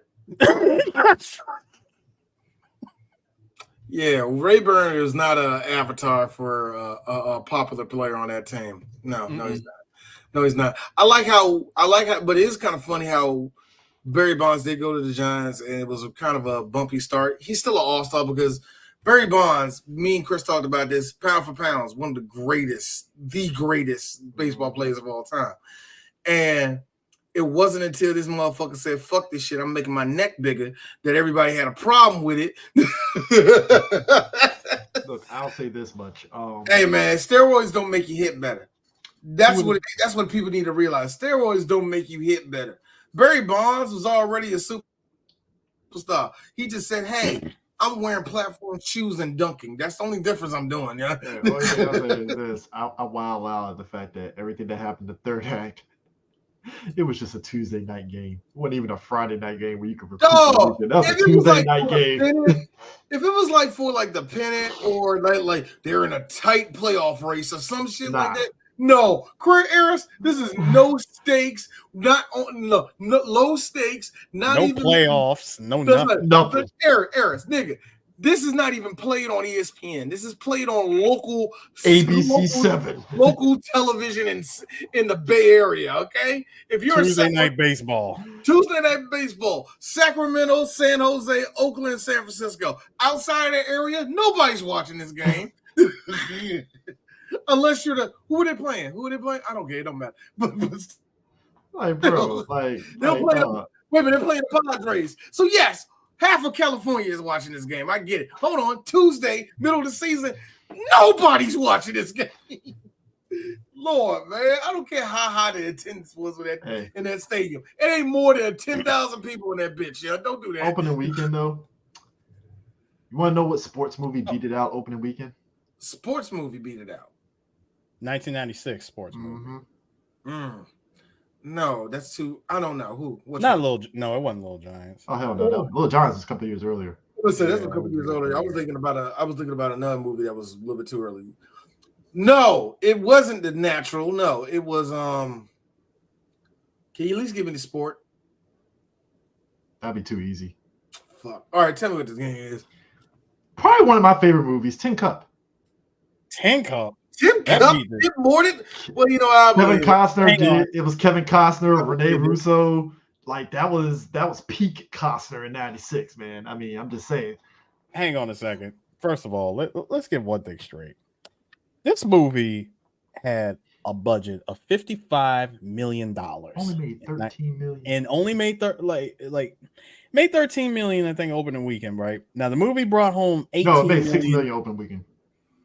Yeah, sorry. Opening weekend was 6 million. But hang on. 18 million in the US and Canada, and it had dropped down to 47% that subsequent weekend. Bear in mind, heavy hitters that weekend. You had Tin Cup, Jack, A Time to Kill, The Fan, Independence Day on its 7th week, Escape from LA on its 2nd week, Matilda, Bordello Blood, and Phenomenon. Okay, Chris, everything after Independence Day, don't ever use the word hit for those. Not Matilda, but don't. Phenomenon too. I would also like to point out. All right, these one of the people. Phenomenon wasn't that good. I've been so sick of y'all motherfuckers that like that movie. This is also something I wanted to point out about Tony Scott and the fact that he originally passed on doing this project. Really? Until he heard that he found that De Niro was actually agreeing to do the movie. He was like, shit, I actually wanted to work with De Niro. So he went along with it. He passed on this movie twice. But get this movie, of course, is, not surprising that the movie all but died upon its release in the summer of 96, with it making only 18 million, which may have had something to do with the fact that this film was sold to hardcore Wesley Snipes action fans. Mm-hmm. Being put in a role that's not even action. But also, guys, Baltimore's own Cal Ripken Jr. was the consultant for this movie, and he was the batting instructor for Wesley Snipes. Of course, because that makes sense. Fuck you. Why did he have to live my Willie? Yep. That is a childhood dream of mine. To have Cal Ripken teach me how to swing properly. Oh my God. What? You want to know? I just showed that I was born in the DC area in the 80s. Cal Ripken. Hey CJ, another movie that's similar that's similar to this? John Travolta's The Fanatic. Oh yeah, because I Fanatic. What sport was that? That was baseball, wasn't it? So, hang on, The Fanatic. I know it was that Travolta movie, from 2019. Hold on, what was this? Oh, yeah, this was this was the Fred Durst directed movie. Yeah, that was the Fred Durst one. Yeah. He's going after one of his actors. Basically Travolta plays a guy that has an unhealthy obsession, with one of the actors. Like, he loves him, big fan and stuff. And it's basically the fan, except the person that he's like fanboying over as an actor instead of a sports athlete. So, and Fred Durst directed it. Yes, Fred Durst. Limp Bizkit, My Way or rolling. Movie only made $3,000. I mean, of course it did. Look at the like that. Like, bear in mind, this was like 2019. People were just like, Fred Durst makes movies. I think more people are shocked that Fred Durst stuck around in some type of way. You know what I mean? He turned into. Yeah, well, look, it was either his way or the highway. Well, his highway turned him into he ain't fucking with hip hop anymore. He went full blown white. He did it all for the nookie, dog. He definitely did. Too bad. Too bad this movie didn't help him break stuff. But it kept him rolling. It was just one of those days. Here's the fun part, y'all. I'm out of ammunition. I have no other. I have no other Limp Bizkit song to go on. He took a look around and just said, "I'm done." In the land of the lost. Well, guys, look. We're all in together now, and we can all have. It's his generation. Oh God. Ask any black person in the late 90s, early 2000s if they listen to Limp Bizkit. They will lie to you in your face and say they didn't, but they did. They will definitely lie to you. Actually, I did. Knowing damn well they still got a fucking chocolate starfish, a hot dog flavor water they're using as a coaster. They still got that fucking Rough Rider mixtape with the fucking Rolling Urban Assault Air Raid mix with whatever and shit. Air Raid Urban Assault. Okay. Yeah, Air Raid Urban Assault. Yeah, that. I fucking hate you for making me say that. But listen, y'all. This movie, it just don't get no better than that. Sorry. This movie. No, I know y'all be loving this shit right here. Back up. Yeah, right here. People in the house with the man's in the air because if you don't care, if we don't care. See, I can't give it a fuck. Man, I'm really about to sit through all the lyrics to that same song right now. Had a nerd to perform that video at the World Trade Center. Doom doom doom doom doom doom doom doom doom doom doom doom doom DJ. Yeah. Do. Who can be the boss in the last planet? In the I'm sorry. That is Method had no reason. Pure Primo beat. Ooh, Primo killed that joke. I love that beat, man. Hey, Primo and Swiss, they were putting all their ankles in all them white boys' fucking music. I ain't gonna lie.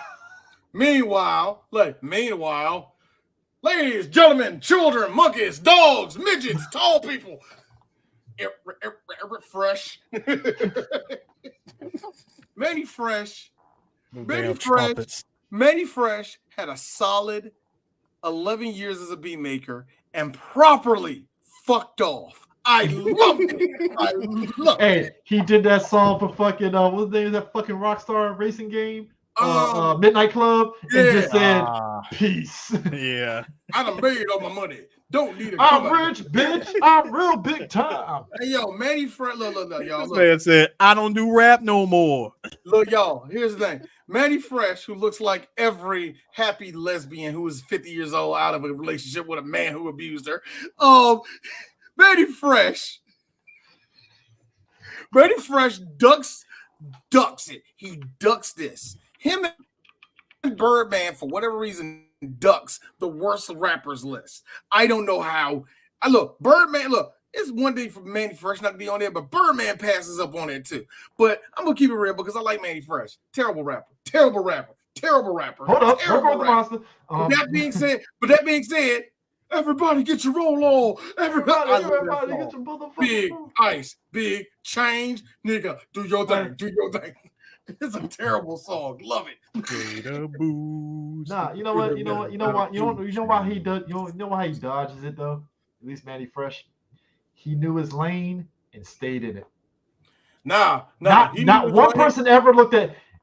Anytime Manny Fresh was on Rap City, nobody came to us and says, "Hey Manny, why don't you spit a hot 16?" They never You know what's did. fucked up? All the rest of the beat makers were told to get into the booth except Swiss, because Swiss would have ran down. Everybody, get up. Ha, ha. Whatever. Swiss Beats raps like a current day Curtis Blow. Anyway, listen to Fright Night with him and Busta.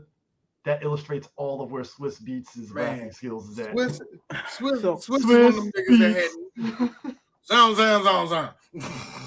So, ladies and gentlemen, if you could believe it, that Tony Scott would go on to direct Enemy of the State after this movie. That's actually an upgrade. That makes sense. Yeah. And then what did he do after Enemy of the State? Spy Game. Yes, it's up and down. Well, hold up. That's a Robert Redford woman, ain't it? Yeah, but nobody watched that. From 2001. Nobody watched it. Nobody watched Spy Game. Yeah, Robert Redford and Brad Pitt. And then after that, he did. That movie was great, man. I would say this. It's like then he took like a 3-year break and came back with Man on Fire. Oh, Fire. Yeah, this is legit good. Legit. Yeah. Then Domino. What the fuck was that? Deja Vu. Terrible. Deja Vu a year later. It's debatable if it's good in D's opinion. Taking a Pelham 1, 2, 3. Yeah, the taking of like a Pelham like 123. Fucking love it's better than it needs to be. It's better than it needs to be. And the last one that he did, Unstoppable. I actually like that movie. That's a good. Unstoppable. What was that? It's The Train. Him and Chris Pine. Yeah. I still haven't seen it. And Denzel. Denzel and Chris Pine, a runaway train based off a true story, and it's a very leave in the background movie where it's like, hey, what happened? Oh shit, that's dope. And then only for him to die 2 years later after this movie. Hey, look, to be fair, he actually left up on top because Unstoppable is actually a pretty good movie. So it was really good. Oh no. He left out on top even more. He produced A-Team. I fucking love that movie. He did produce it. I love that movie. That was. Well, I was just going off of his movies that he directed. D is looking at me like, why the fuck you? No, you can like Rampage Jackson and who was Hannibal in that movie? Oh, Liam Neeson. Kind of funny. Yeah, Liam Neeson. Kind of funny how CJ, you and I go back and forth about this. How A-Team and The Losers. Bro, they came out the same fucking year. They both came out the same year. They're both similar movies. This A-Team just made more money because everybody's like, The Losers. It's a motley crew of actors. Hey, Idris Elba's in it though. I think The Losers was a better movie, but at the same time, I feel that Losers came out in the time where it was this weird edgelord that was going on at the time. The reason why The Losers got to where it's at. Bad advertising. No. It's that, but also people forget too.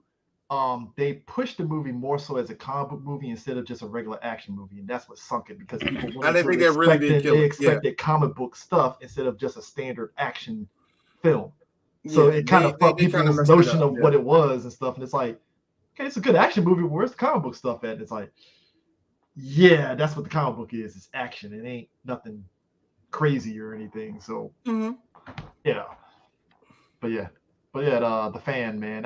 You know what's crazy? I don't know if they still, because even with sports movies that come out now, they kind of come at it with like today's topics. Like there was a movie that came out recently. I think about the college football where these kids, were protesting because they wanted to get paid money and yada yada yada. But I kind of want them to bring back the crazy, sports movies like this. Like it's stupid, sure, but you gotta bring them back. I think there was also a thing that was going on in the 90s where baseball, despite being at its peak, was losing interest. Oh yeah. And I think one of the fallouts from baseball was a lot of kids, and we see it with our generation a lot. A lot of kids were raised with daddies who were losers that played baseball. And a lot of those dads who were losers that played baseball made baseball their whole fucking personality. And I hate to tell this to you, but that's 150 fucking games. You're not going to beat that. Yeah. And like I said, a lot of people really made it their lifestyle because, just to be really honest with you, if you play baseball any amount of time, it does leave a print on you because that's hours in the fucking field. That's hours playing, just swinging and throwing and all the rest of that shit. And especially when you're a kid, you think you think you're going to be a pro and all the rest of that shit. But it's so funny. I think in the 90s, especially, a lot of sports fans got exposed to being 1963 ain't coming back. I think a lot of sports fans, football, basketball, to everybody is like, dog, them days is over. Like, And I think baseball fans are a special breed of, we got to keep it old school, the values of baseball, all the rest of that. I told this to Aaron, like, baseball legit is actually, if y'all, Chris knows this for talking to me. I love baseball, actually. I really like talking about baseball. You know why I don't like talking about baseball? White men has sucked all the fun out of it. They did. They suck all the fun out of it, you know? Straight slurpage. Because see, the game wasn't all about hot dogging in and do the rest of this. You know, shut up.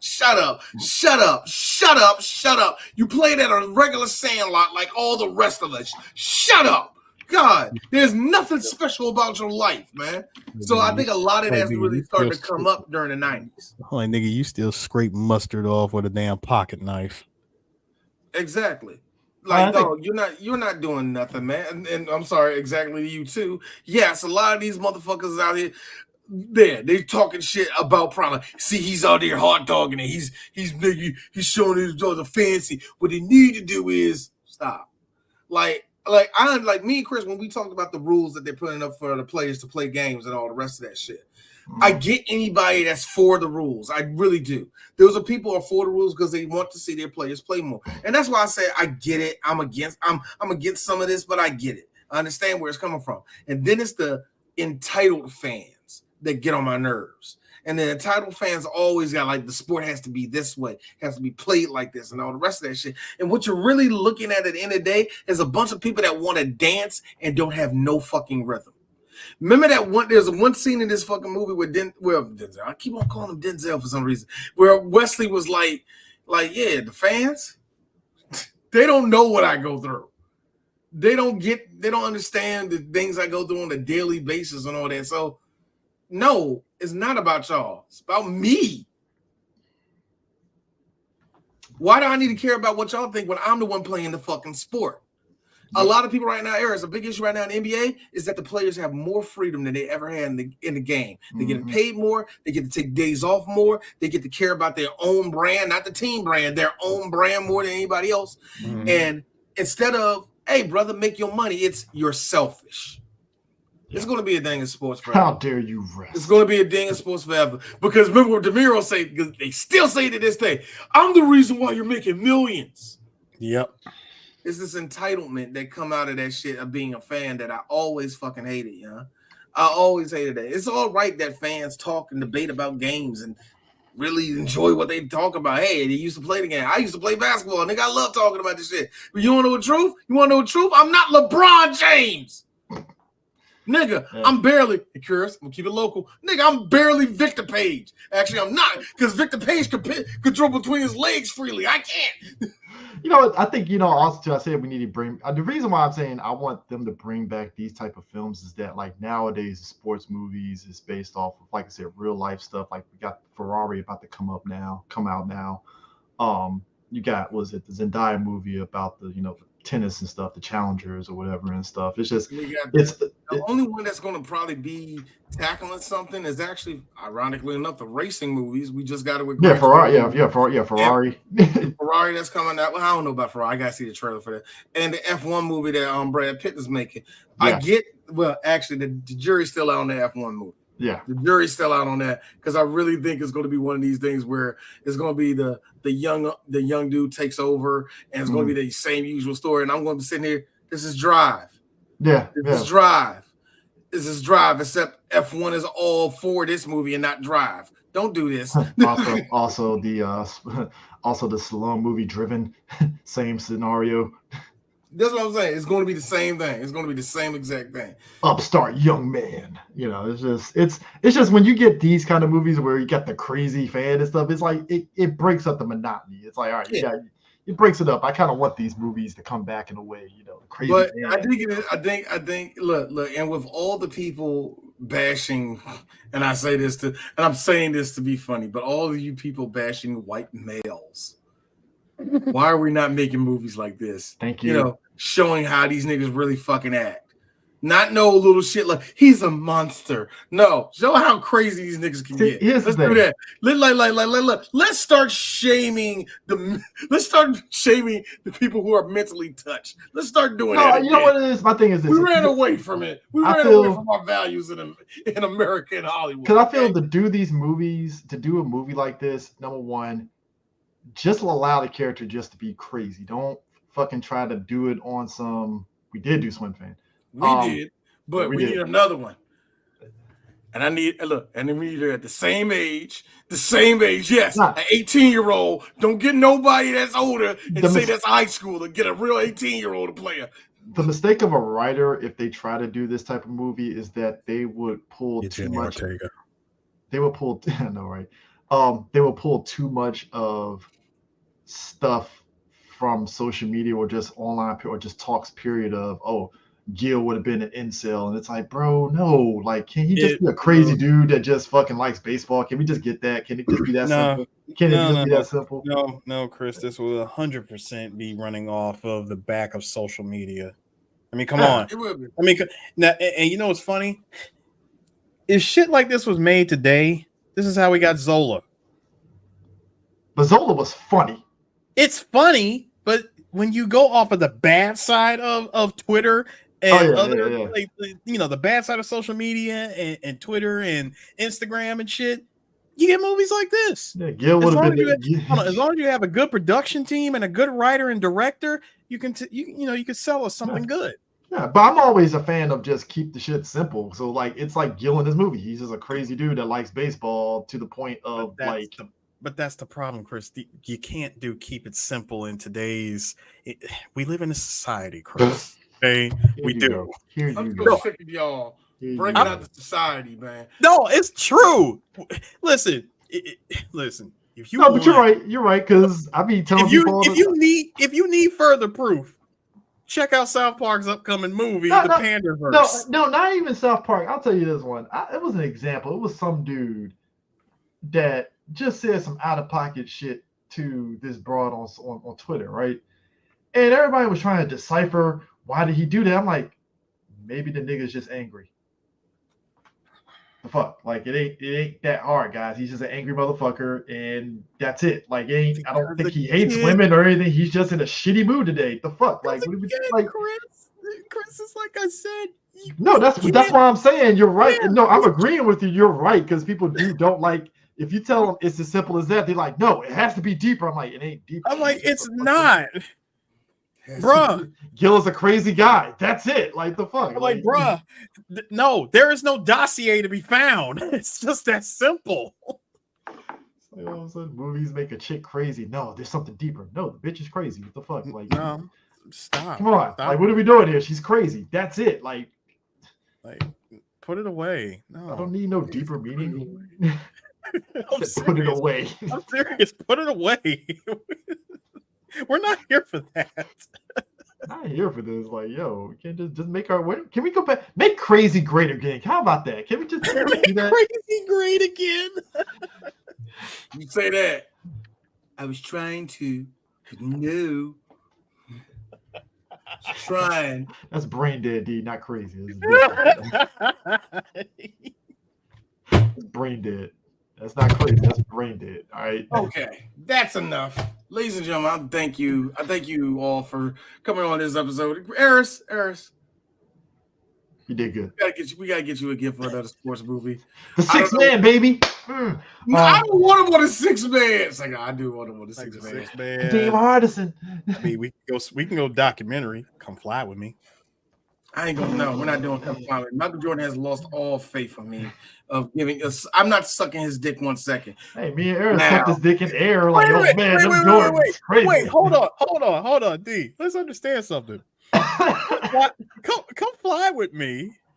Like, really, let's just put a couple of things together here. Come fly with me. This is before he became the Michael Jordan that we know today. He was the Michael Jordan we know today back then. Don't do that. No. I mean, okay, yeah, sure. The Last Dance. That's a tough one. The Oh, program. That's actually a good one. I've been waiting to do the program. No, I get it. I get what you mean. The Last Dance definitely just blew the doors off of everything, you know, because I would look at Come Fly With Me today and I'm like, okay, let me go check out The Last Dance. I'm like, oh God. Lying about all that, huh, Mike? You were lying about all that shit, huh, Mike? I'm You like, didn't care about nobody, did you, Mike? I'm like, nigga, really? For real? You know, I'm all about the team. Now, look, it went from all about the team to, if you want to play with me, it's fine. It went from hey, everybody thought that my career was done after I got, after I injured my knees and my leg and my foot was bleeding and shit. We went from that to, and I took that personally. We went from I just want to inspire people, because perfect team makes a perfect plan. You know what I mean? I don't know what went into that process. I met the criteria to be selected, but I wasn't. I like that. I love that there was no mention of Isaiah Thomas in Come Fly With Me. I like how that's petty. Isaiah Thomas. They asked Isaiah, why'd you do that for Mike? I didn't care. Why y'all care? Like Zeke, I always love Zeke because Zeke is always like, nigga, why do y'all think shit fucks with me? Because it doesn't. I'm a nigga from Chicago that should have died a long time ago. I had a racist ass college coach that kissed my ass, and I saved Detroit. I don't care what Mike thinks, okay? I used to beat his ass all the time. Why do I care? Bro, this nigga still beefing for shit that's happened in 86. I don't care no more. He does. There was two highlights from Come Fly With Me. The slam dunk competition and the fact that he went bald. That's about it. Oh my God. And he was on his way to win his championship. Oh, there you go. So I don't know, but for real, honestly, I don't know what the next movie is, but I think we should do 6 Man because me and Chris actually did 6 Man and it got lost to the winds. That Air Bud and that Air Bud got lost to the winds. But I wanted us to do those two again. I want us to redo Remember the Titans again. But if there's any, but the definite one the definite one that I want all three of us for is Any Given Sunday, and that actually might be the best way of going for the next movie. Yep. Any Given Sunday, followed by Jim Cotta. Jim Cotta. What we need to do, Jim Cotta? I forgot about that. To be fair, Jim I don't know if it's totally sports, to be fair, Jim Cotta is fitting because we always talk about Simone Biles being Nightwing and shit. So I mean, it fits. And another one that's not necessarily about sports, but sports betting. What, 2 for the Money? Damn right. Eris, get over that movie. Oh, you sound like the nigga that look. Eris, you sound like that one nigga that's like, guys, Snake Eyes was the best Nick Cage movie. That's what you sound like to me. I thought you meant the Marky Mark movie where he's a hard gambler and gambled on that last card and shit. And John Goodman. No. Like, because if I were what was that? I forgot the name of it, but Marky Mark was like a college professor that's like a heavy gambler. I forgot the name of that joke. I know what you're talking about. CJ, if I wanted to go there, I would have went with the Willem Dafoe movie that we saw, the Martin Scorsese produced one that we screened. Shit, with Oscar Isaac. Yeah, the Oscar Isaac. Oh yeah, where he's the silent assassin, but he this man gets freaking Vietnam flashbacks of him in Guantanamo Bay fucking up terrorists and shit. I mean, but he goes on. Yeah, The Gambler. Yeah, Thank you. That was the one. Yeah. But again, anyway, we got options. There are options. There are options out there, and So that is it. Next Mercantile Sports Show will be a regular episode, but because we had to get this, because I definitely wanted us to get this shit out of the way, and this means that we're going to have to do another Super Bowl special where we're not talking about the goddamn Super Bowl, just a fucking movie. Unless the Dallas Cowboys make the Super Bowl, then it's going to be us. Yeah, that's a Mercantile Sports Show. We had this shit, Chris. I'm sorry, Eris too. We got